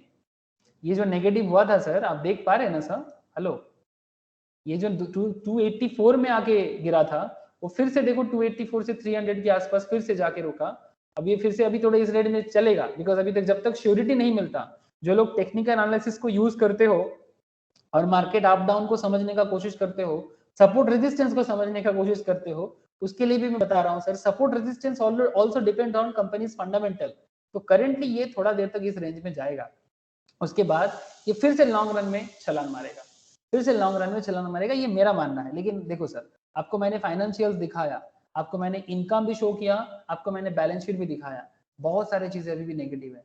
कंपनी का पीबीटी देखो सर 21 का, स्टील 10,000 करोड़ का नेगेटिव मतलब लॉस है इसका, स्टील 10,000 करोड़ का। आप समझ सकते हो कि स्टील बिजनेस में कुछ प्रॉब्लम है, लेकिन क्या ये प्रॉब्लम वो शॉर्ट आउट करेगा? मेरे को लगता है करेगा। टाटा है, करेगा, ये मेरा मानना है। बट सर आप अगर नेगेटिव हो टाटा मोटर्स के रिगार्डिंग तो नेगेटिव हो सकते हो, आप गलत नहीं ठहराओगे। मतलब फंडामेंटली देखो तो एक प्रॉब्लम है, बट अगर आप बिजनेस का फंडामेंटली चेक करो, ग्रोथ चेक करो, तो शायद इस बिजनेस में कुछ तो है। अभी भी टाटा फिर से वापस आ सकता है। आपका क्या मानना है? आप लोग ग्रुप में चर्चा करके प्लीज ग्रुप में बताइए कि टाटा मोटर्स के बारे में आप लोग क्या सोच रहे हो। ऑब्वियसली फंडामेंटल्स इसके साथ नहीं है, लेकिन फिर भी क्या मतलब फंडामेंटल्स नहीं है, लेकिन क्या फिर भी हम लोग टाटा के साथ जा सकते हैं? This is a big question. क्या लगता है सर आप लोगों को? बोलिए। हेलो, समझ कुछ आया कि नहीं? है दादा। हाँ रोशनी, ज्योति, बोलो ज्योति। दादा ओके शुभो, प्रिया, अनिमेश, विक्रांत, बोल, समझ आ रहा है? सबका आवाज मेरे को नहीं आ रहा है। हाँ सर। हाँ सर। ओके सर, अब मेरा एक कहना है सर, जो भी आपने चेकलिस्ट पढ़ा, इक्विटी रिसर्च का 2 एरिया पढ़ा, क्वेश्चनर पढ़ा, अब इसके बारे में प्लीज वो टेलीग्राम ग्रुप में चर्चा बढ़ाओ सर।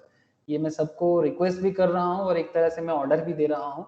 आप लोगों का होमवर्क है, ज्यादा नहीं सर, दिन में 15 मिनट दो, ग्रुप में डिस्कशन बढ़ाओ, कंपनी के बारे में चर्चा करो, एक दूसरे से सवाल पूछो। देखो सर, आप लोगों का नॉलेज में ग्रोथ बहुत आएगा, इतना ग्रोथ आएगा कि आप जितना समय जाएगा आप अपने आप को देखते जाओगे, मतलब आप सही स्टॉक चूज करने में देरी नहीं करोगे, और कितना किसको कितना दिन रखना चाहिए और किसको कितना दिन बाद छोड़ना चाहिए, इसका भी नॉलेज आपको धीरे धीरे पता चलेगा। जो लोग टेक्निकल भी साथ में करते हो, मतलब स्विंग ट्रेडिंग या फिर इंट्राडे भी करते हो, उन्हें भी फंडामेंटल बहुत हेल्प करेगा। इक्वली जिनको फंडामेंटल आता है वो टेक्निकल जब करेगा उसे भी हेल्प मिलता है ट्रेडिंग करने में। जो भी हो, आज इतना ही है, कोई सवाल है तो करो, अदरवाइज सर गुड नाइट बोलो।